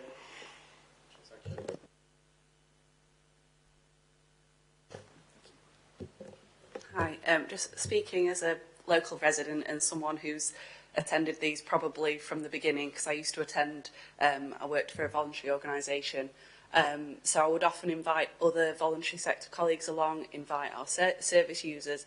So I've observed that people I came along with or sat with, nobody wants to ask a question because it's very intimidating. You sat with a microphone, it's nerve-wracking, there's lots of barriers in place. It's not a place where you feel like you can have a conversation. Just to put a positive spin on that, I think there was one meeting at Meadowhead School where we all sat round in tables, and I think that approach worked a lot better because everyone was sat together facing each other. It wasn't this sort of facing each other thing. But yeah, that's my bit of feedback. I think we you next. Oh, I'm honoured. Oh, question. I'll attempt to answer 1 and 2 both together. What worked well, what can be improved. It's the first time coming to this meeting, and work in progress. And that's not a bad thing. Don't see it as a negative thing. It's probably something. The largest room in the world is room for improvement, and which we all sit in there. How can we improve it? Well, just like the person sat beside me says about the environment, how we do our business. But I'm astonished when I look around the room. There's no young people. And you can't tell me in Everage there's no young people, because there is. I see them every time I go to Sainsbury's, shopping, doing their thing. The thing I will say, all of you councillors here sat on this table, to be re-elected, you went out and you campaigned on issues that affected the local people. Okay? You represented the community. That's what you said you'd do. People went out and, voted for you. Is that correct? Have I got the process right? Yeah? But you was happy to knock the doors.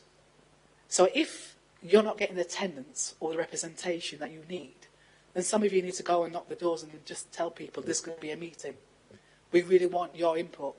We want to get a holistic approach to issues, whether it's A61, whether it's anything else. But, my biggest bugbear with the elections in general is I see you all, campaigning, putting leaflets through my door. I hear you on the radio. But as soon as you get elected, for you to get people in this room, this is a really poor show out for me. This is not about the lack meetings. The meeting is the place that you've got your agenda, we've got things, but actually it's quite poor for me in terms of the turnout. If this is Neveridge, I'm born Neveridge Hospital, born and raised. Okay, my mother's been in this country for 60, 70 odd years. First house she came to was Sheldon Road, and I expect her to be here amongst another people from the Caribbean, and also to actually sit here and hear the agenda, and the agenda, the day, and it's Black History Month, and I don't feel represented here whatsoever by any of you. And I'm thinking it's not good enough. If you do a date in March and we're celebrating International Women's Day, then I expect that the agenda should reflect that. Go knocking on these doors. Find these older women who have got lots to say, and the next generation. But you have a responsibility to make absolutely sure that you're representing the community. And at the moment, we're lacking. So that's for me in how you're going to engage, how you're going to empower, and how you're going to enable, is by you guys taking the lead from us, what we're asking for. Not just we're here to listen. No, we're here to hear your views. No, I don't want you to hear my views, because I can do that in the bar and pub. Yeah? What I want you to do is listen. 2 different actions. It's not beyond repair, but don't be complacent and sit there and think, oh, I've been voted. Yeah? You all know each other. Chair, please, for God's sake, when you ask a question, ask your members, your colleagues, to say, can you put the question? Make them put the question, because I can't be listening over an hour. I've got to go to another meeting to hear the same thing from the same person. You guys are putting me to sleep, but I know you're better than that. So I'm expecting, when I turn up to any of these meetings, I'm expecting quality.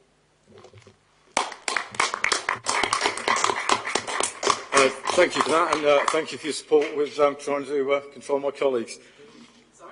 Thank you for your support with trying to help me control my colleagues and the amount of time they've taken. Thank you for that. Okay, thank you.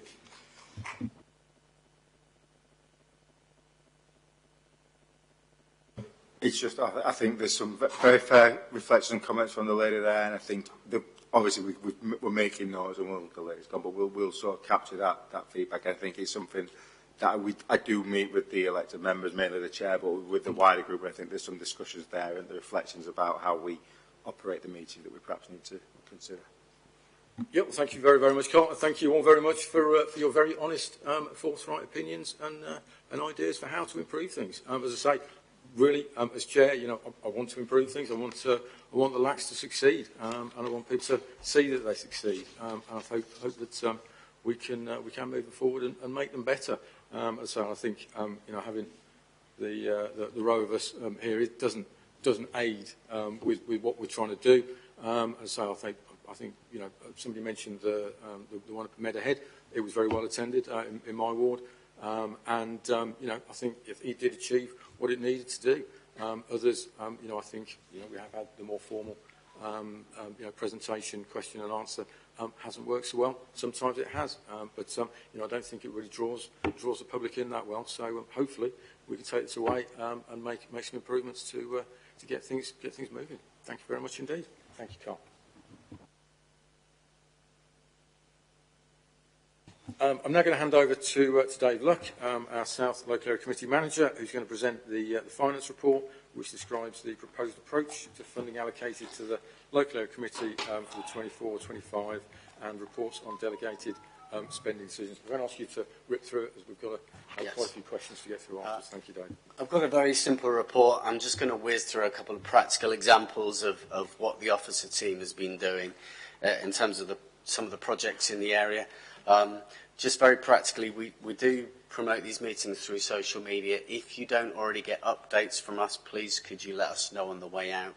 We'll make sure you get that information. We do review how we plan and promote these meetings all the time, and really appreciate people's feedback on that. So I'm going to whiz through, because I am conscious of time, just some of the practical things that your team has been doing to support the councillors. And then we've just got a very simple couple of recommendations in terms of this year's budget. So if we whiz through the slides, this is just to give you a bit of some of the flavour of what your team has been doing across the area. So we've had street art being installed in a number of areas of the city, and in terms of where we are, we've got a bunch of stuff which is planned for this area. But the two end pictures you can see there are something we just put in the underpass between Jordanthorpe and Norton. The next slide, similarly, it's just a bit of a before and after in terms of areas where we're seeking to brighten some of the area up with some of that street art in the area. And then in terms of some of the projects that my colleague Joy has been leading on, in terms of some of your high streets, this feels very apt for wood seats, having some new seating put in there. As well as that, there's planters going in, there's a history trail planned, there's some more branding for the area to really uplift that high street. And then in Jordanthorpe, on the next slide, a whole bunch of work being done, particularly in terms of the district centre, to make that a brighter, a safer, more attractive place for people to be. That will be ongoing, so we'll see more of that happening over the next few months in terms of some landscaping and some improved lighting for that area. We do a lot of work in terms of community groups in the area, and I know that's been a real key feature of the approach in this area. So at the moment, we're working specifically in terms of capacity building in Gleadless Valley and some very specific work in Low Edges to work together with groups to plan how they're going to work in the future. In the previous year, there was some specific work with half a dozen groups to help them to do what they do. That's an ongoing theme for the area. And then if we go to the next slide, thank you. Some of you may be aware that we run a ward pot every year. So just to give you an example of that in terms of small grant funding for local groups, last year over 50 groups were supported through the ward pots. So we've got Chelsea Park up there, very locally, a language cafe, work with older people, all sorts of different things that we're able to support across the whole of the south area. Thank you. So if we move to the cost of living work, that's something that your council has particularly pioneered, a slightly different approach in this area, where in each of the 4 wards, including Nether Edge ward, We have 2 sessions per week where there is support for people to make sure, in particular, that they are getting access to all of the benefits that they should be eligible for. And so far we have at least £120,000 of additional income for people in the south area that's come through that, and then signposting people into further detailed support if they need that. That's work that we expect to be able to continue on with. So in terms of this year's budget, the biggest delay that we've had in this year is that because of the 2 election periods that we've had, we haven't been able to take decisions during those periods. So we have a £100,000 project budget for the south. The 2 things that are proposed to do, which we'll be able to give you more information on in future meetings. The first is to spend £25,000 in each of the 4 wards. The second is in terms of the officer delegation that we have to spend money outside of these meetings. The recommendation is to increase that to £10,000, which basically means we're not bound by these meetings, but we are able to make decisions in between them.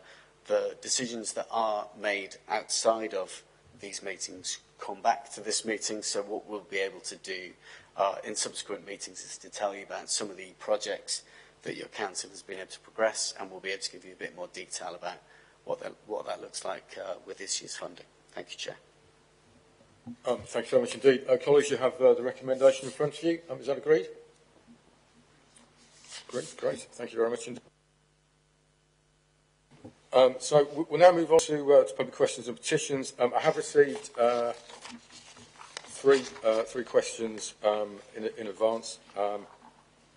If I can ask, is David Bauer in the room? Right, okay. I'll just read out David's question.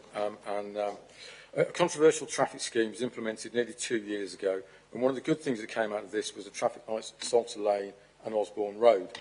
This work has still not been completed, and the costly temporary traffic lights are still in operation. I believe these are expensive to rent from SRL, so my question is, when will the scheme to finish the curbs and traffic lights be completed? Would you please investigate and or pass on the question to the LAC panel? I do have a response from officers, which says, in terms of Osborne Road, the work has started on the permanent crossing. There was an issue with the type of surfacing which caused some delay. That was sorted out last week, so things will now progress. In terms of Salter Lane, work on the Salter Lane crossing is due to start on site on the 7th of October, so within the week. I've got a question from Lucy Ruck. Okay, so I'm going to be paraphrasing this, but we do have the full question. It's in relation to the large crossing at the top of Barker's Road, going up Lyndhurst and intersecting with Union Road. There is no signage at the top of Barker's Road, closed to slow cars down. And as you'll be acutely aware, speeding continues to be an issue, particularly at this intersection where many cars don't stop as they speed up to Lyndhurst Road. Having said all this, we are not necessarily looking for speed bumps or a zebra crossing, whilst these would be ideal to be placed at the bottom of Lyndhurst, which is not a bus route. We're initially just asking it to be placed. Sorry, we're just asking: is there a possibility of even some small signage, such as a slow children crossing sign at the top of Barker's Road? There is space for it, and to us, it does seem that it could contribute towards preventing serious accident. This is a junction at which many children cross by themselves, going to the various schools across the community, and also members of nearby hospitals and NHS sites, such as autism, speech therapy, and mental health support, are often accompanied by staff to walk through the community and crossing this road. Appreciate the time to take to read this message and for the ongoing hard work of councillors and Sheffield Council staff working to support our community. Lucy wrote to Councillor Miskell earlier this year and did have a response. The objections to the 20-mile-per-hour scheme are being taken to the November Traffic, Roads and Highways Committee. I'm so pleased to inform you that there is a 20-mile-per-hour scheme planned for the Nether Edge area, which includes Barker's Road, and public consultation on the scheme date is due to be released towards the end of May or first week of June 2024. We would anticipate that when the consultation has been completed and any objections reported to the Council, the final improvement would be constructed. The final approved scheme would be constructed in the autumn of 24. I've asked for incident statistics for Barker's Road. In the previous 5 years, there have been no reported incidents. We have a limited annual budget for highway improvements, and unfortunately there are many areas of the city reporting high incident rates, and our budget must be focused on these areas. I hope you agree that implementation of 20 mile per hour will be a significant step in increasing driver awareness of the need to drive at lower speeds on city roads, particularly the roads in Nether Edge. So I do have a question from Peter Garbett. Would you like to read it, or would you like to read it yourself? Okay, fine. Good afternoon. Having been a councillor sitting on South Local Area Committee, I realise this comes a bit late for the next meeting on 1st of October.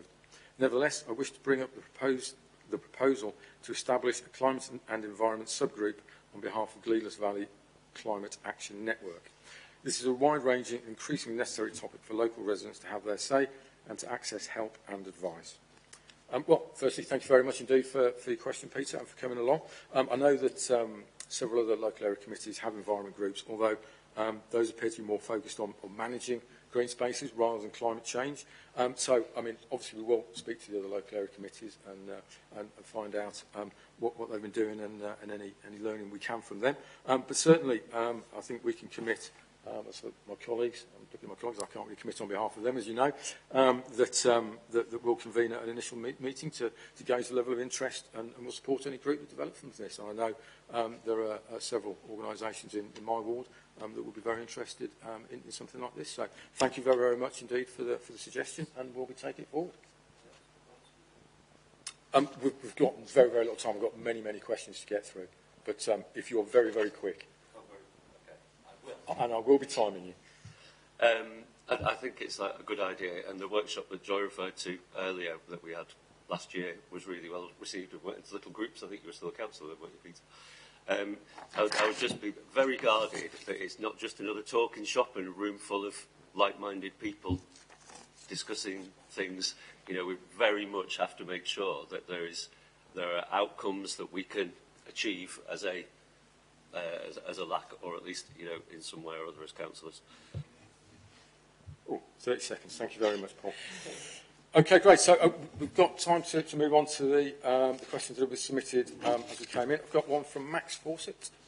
Great. Would you? Okay, yeah, I will do. Absolutely, yeah. So public questions, safety. What actions will the council take to address the following serious issues? Oh, sorry, you want to read it out, do you? Yeah. Oh, sorry. Apologies. I thought you said you read it. Is that okay? I mean, it's absolutely fine. Other people have been able to do go that, for it. so if I can do that. Now, my memory is pretty good, but I'll need the question if that's okay. Can I ask you, Peter? Thanks. I haven't quite committed it to memory yet. And I promise this is very succinct, okay? Oh, no, well, it can't be as bad as these guys. So you'll appreciate this. So this is about safety, which I think should be always the first priority.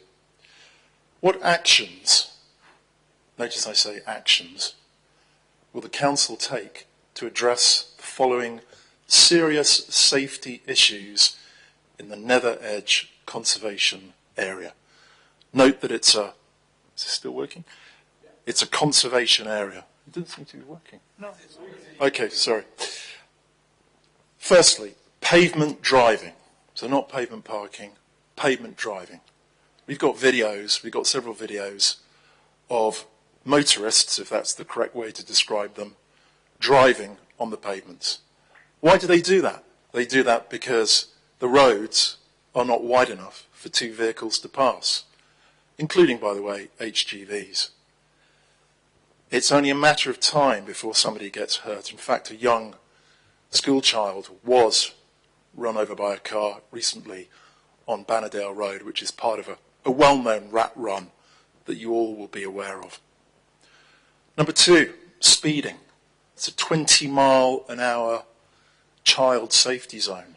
But for some strange reason, it doesn't actually have 20-mile-an-hour speed limit signs. But most of the traffic ignore the speed limit. Now, we've got data from a traffic survey conducted by the council in December 2023. It was really only a month after Archer Lane was reopened. So the sat-nav algorithms didn't really have enough time to tell the drivers where to go. But my God, the sat-nav algorithms have caught up now. And the rat run is back. It's back on the sat-nav. But at that very early stage, before they knew the Archer Lane was reopened, half the vehicles were speeding. Now, that's council data. Don't take my word for it. That's council data. That was 4,327 vehicles, all speeding, all exceeding the 20-mile-an-hour limit. And, of course, some of those speeding vehicles deciding to drive on the pavement because the road's not wide enough. Parking on pavements. This is endemic. Now, in London, parking on the pavement's illegal. It's been like that since 1974. But for some reason, it still appears to be legal here. There's no enforcement. It means that young families with children have to walk into the road in the school when they're walking to and from school or nursery. It means that if you're blind or partially sighted, or if you have mobility difficulties, you're really put in danger because you have to walk on the road. There's not enough space. Again, we've got photographs of the entire pavement being blocked by cars. But there's no enforcement. There are no parking permits in operation in really narrow roads.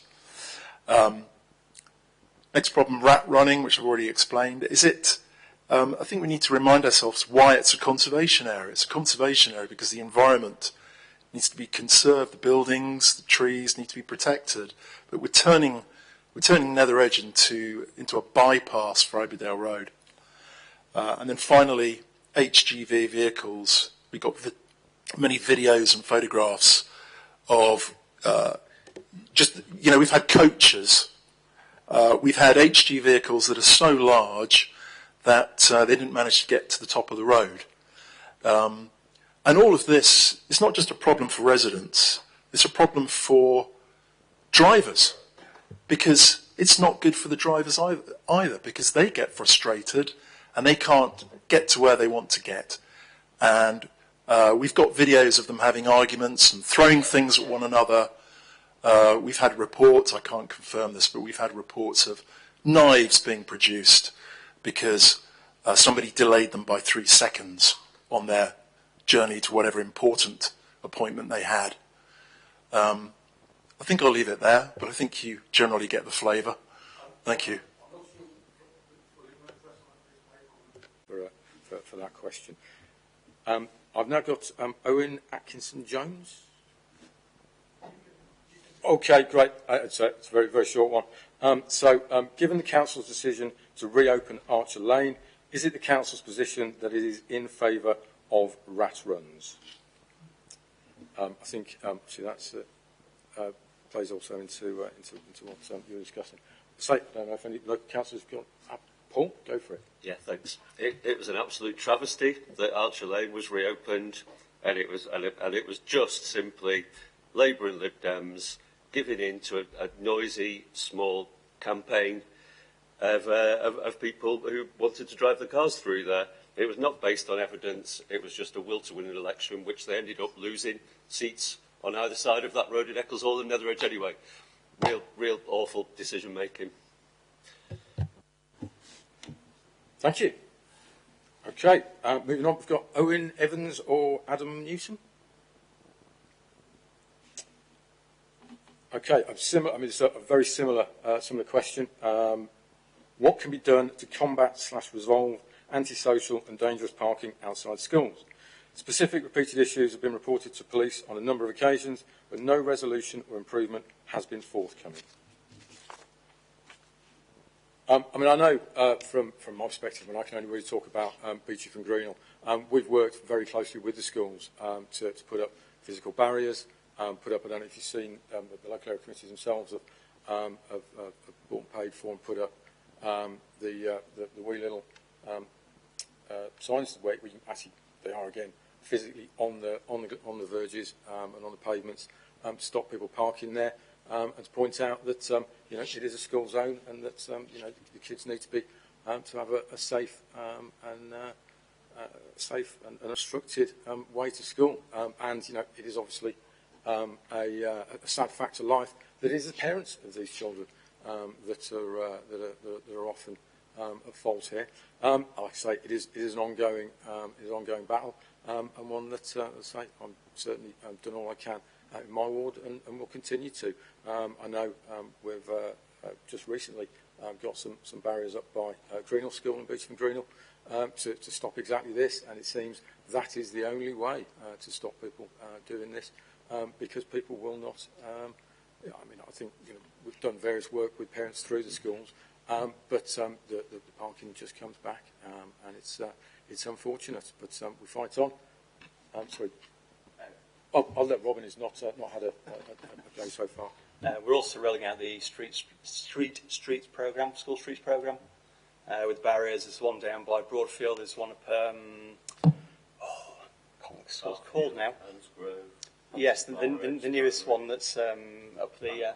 Yes, which I do think is an excellent programme, and just trying to make people walk, because most of the time you can walk to your school, can't you? We have quite a lot in this city, so if we need to restrict car use, then I think that's the way to go.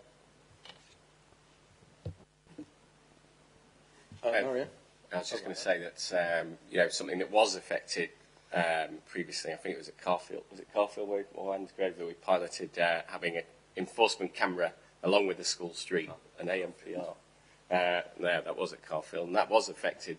But of course, we'd need more funding to be able to have AMPR cameras outside every school. But it's something that I would definitely be in favour of. But again, it's something that we need to prioritise, and it's a political choice about whether we prioritise these things or not. And similar to that, linked to that is, need to make public transport and active travel viable for everyone to get to school. And parking enforcement is a massive, massive part of that. And what we, probably, if anyone's interested afterwards, I could share a consultation so you can rate Sheffield Council. I'll be able to share that with you. I did that myself, and I found that we require urgent improvement in every area where it comes to parking. So I'll be happy to share that with people. Thank you. Marion? Yeah, just quickly really to follow that up, similar points. Regarding antisocial parking, I mean, we've actually included it in a policy that we passed recently on the committee that I sit on, Communities, Parks and Leisure, which now includes pavement parking as an antisocial behaviour. So that is a bit of a change of mindset to actually acknowledge that it is. The problem, though, comes down to enforcement, and like Alexi just said, and particularly around schools. I mean, the school streets are really good. I mean, I've been a volunteer on the school streets ever since they started, but they're not enough. I mean, it's unbelievable that some people will still park on the zigzags outside the school. So we've had PCSOs out, we've had parking attendants out, and it stops temporarily when there's that visibility, but as soon as they go, it continues. And I think really only cameras will be the thing that will stop that when people start getting fined.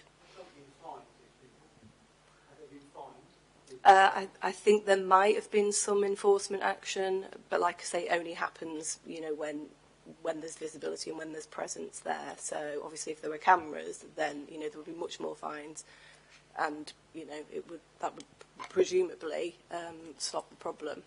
I don't really want to open this up to a wider discussion. We've got two questions left and 5 minutes. If you can be a lot briefer than you were before, please. If you just wait for the microphone. So in London, what the Met Police have done is they have a website and they collect intelligence and photographs and videos from us, from the people, and it goes directly to their enforcement team. So we're quite happy. We've already got the evidence. I've got several taxi drivers driving on pavements. So we're quite happy to raise that information so we can get these people prosecuted. Well, I know. I mean, this is the thing. So I know there was in the north. They had something that was very, very similar to that. I do not know what happened beyond that pilot.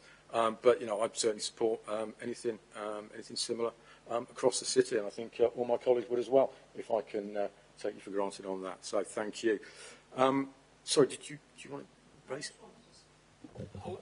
Just along the lines of what this gentleman has just said, we all see these issues of bad parking, but actually, if you send that information to the council on, say, a Sunday, you don't get a reply anyway, but you're not going to get a reply action on that Sunday, and by then the bad parking will have gone away.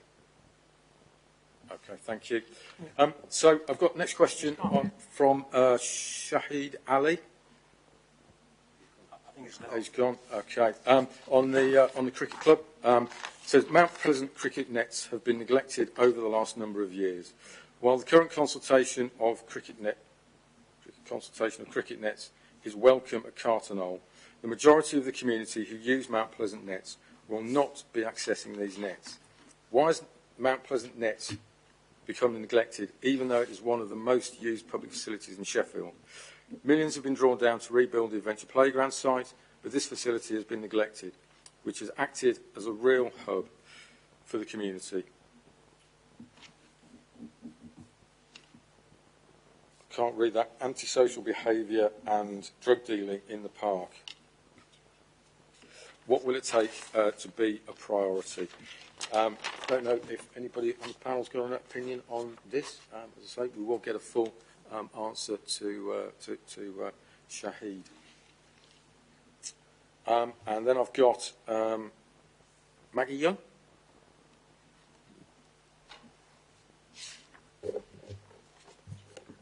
It's just basically that I was quite concerned on the 1st of September, I think it was, that the number 11 bus from Healy has vanished. I used to use that bus quite a lot. It went every 15 minutes during the working day. A bit less frequent, obviously, in the evening. It's just disappeared completely. And we're left with a far poorer service. We're left with a half-hourly service. And it's virtually impossible to get back to Healy at night time. I mean, you can get back to Chesterfield Road and walk up, but not everybody can walk from Chesterfield Road up to Healy. I feel Healy's quite a big community of people, and to lose a valuable bus with sort of no prior warning, I think it's a concern. Thank you very much indeed for that question. So I'm no expert on buses, but I know a man and a woman who are. So Paul first. Thanks. Yeah, it's quite bad. When it was first announced, we shared it on social media, and it didn't get hugely picked up. There was a few comments on it, but of course, as soon as the changes come in, our email boxes have just lit up. We've contacted the Mayoral Combined Authority, which is in charge of buses, and we've asked them if they'll come to a public meeting. That was, 3 weeks ago now, and so got a fairly prompt response saying, "Oh, can you tell us what people have been saying to you?" So shared the messages, and said, would you be able to come and have a meeting on these days to come and meet the public? They're really concerned, and the response then was, we're passing this on to the Mayor's office, and you'll be sending a written response. And then they've not responded to emails since. We haven't had a written response, and they don't want to come and talk to the public. That's, there's little to nothing we can do as councillors or as a council. We don't have control of the buses. It's with the Combined Authority, and they're not answering the phone. So just a bit further to that, I mean, there are two public petitions, one that the GB TAR has set up that we've been helping to gather signatures for, and we raised it at the last Transport, Regen and Climate Committee, and all the councillors were in favour of getting SYPT or the Mayoral Authority to come to that meeting. So we're going to continue to press for that. But yeah, I mean, it's at the very least the Mayor, the SYPT and the Simca should be making sure that bus timetables are up to date, because as of yet you can still go to a bus timetable and it will advertise buses that don't even exist, which is, is for people that, if you don't have access to a smartphone, how are you supposed to know? You might be waiting at the bus stop. It's a safety issue as well as an accessibility issue and everything else. Thank you. Marion? it's largely been covered by my colleagues, but just to say, you know, we have been trying to get a public meeting, so we will continue trying.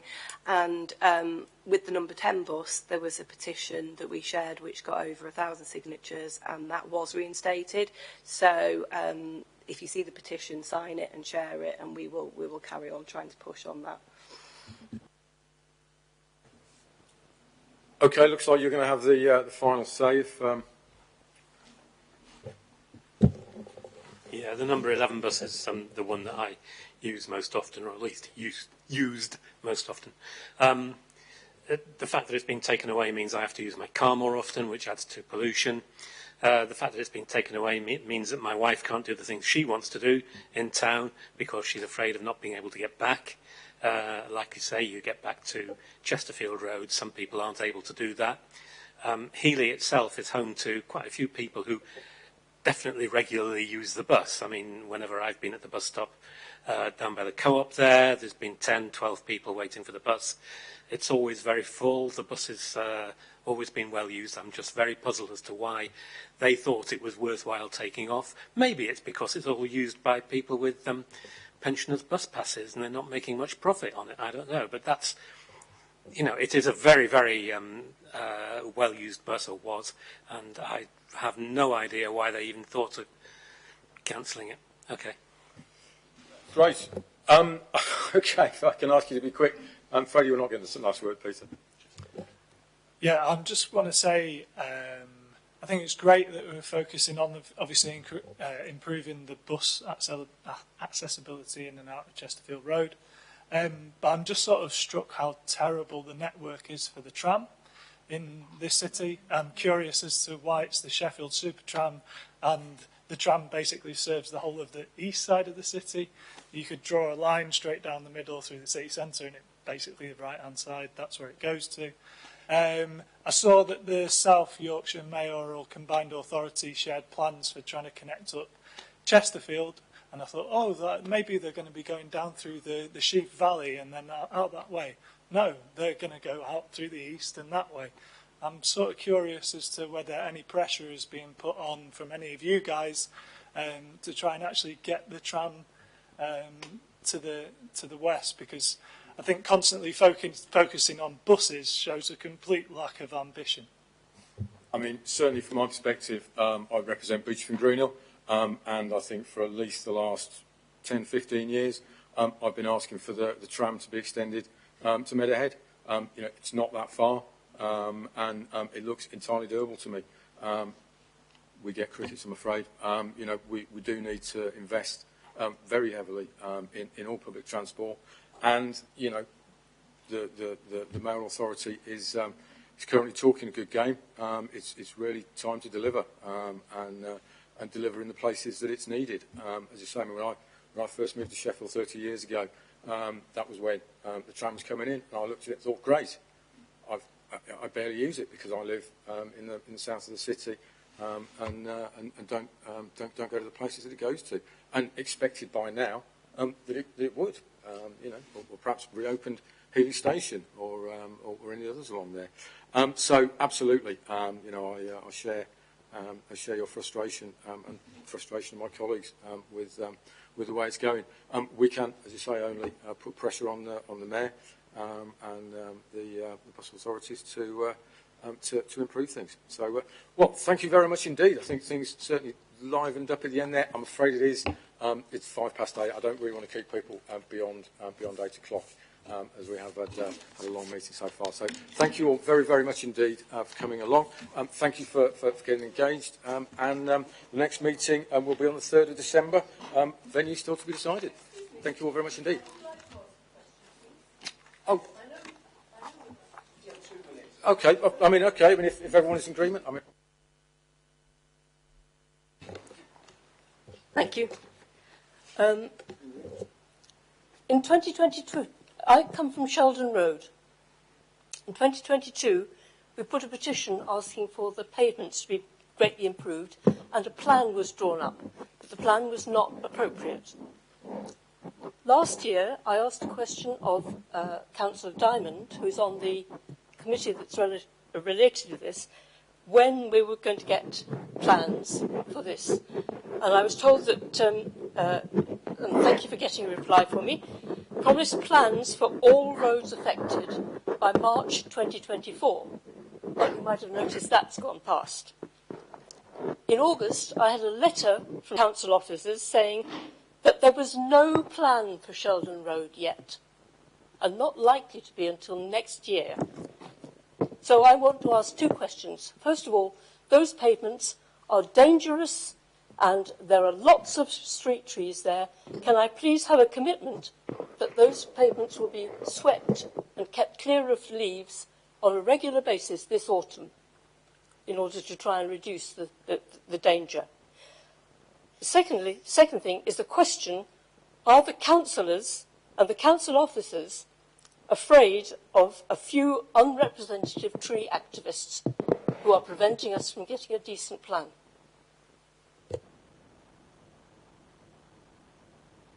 Okay, thank you. I mean, we certainly will get a response to you on, say, the non-response that you had, and in terms of getting street trees. What I don't want to do is obviously keep anyone any longer, but if you can leave your details with us, that would be great. Thank you very much indeed.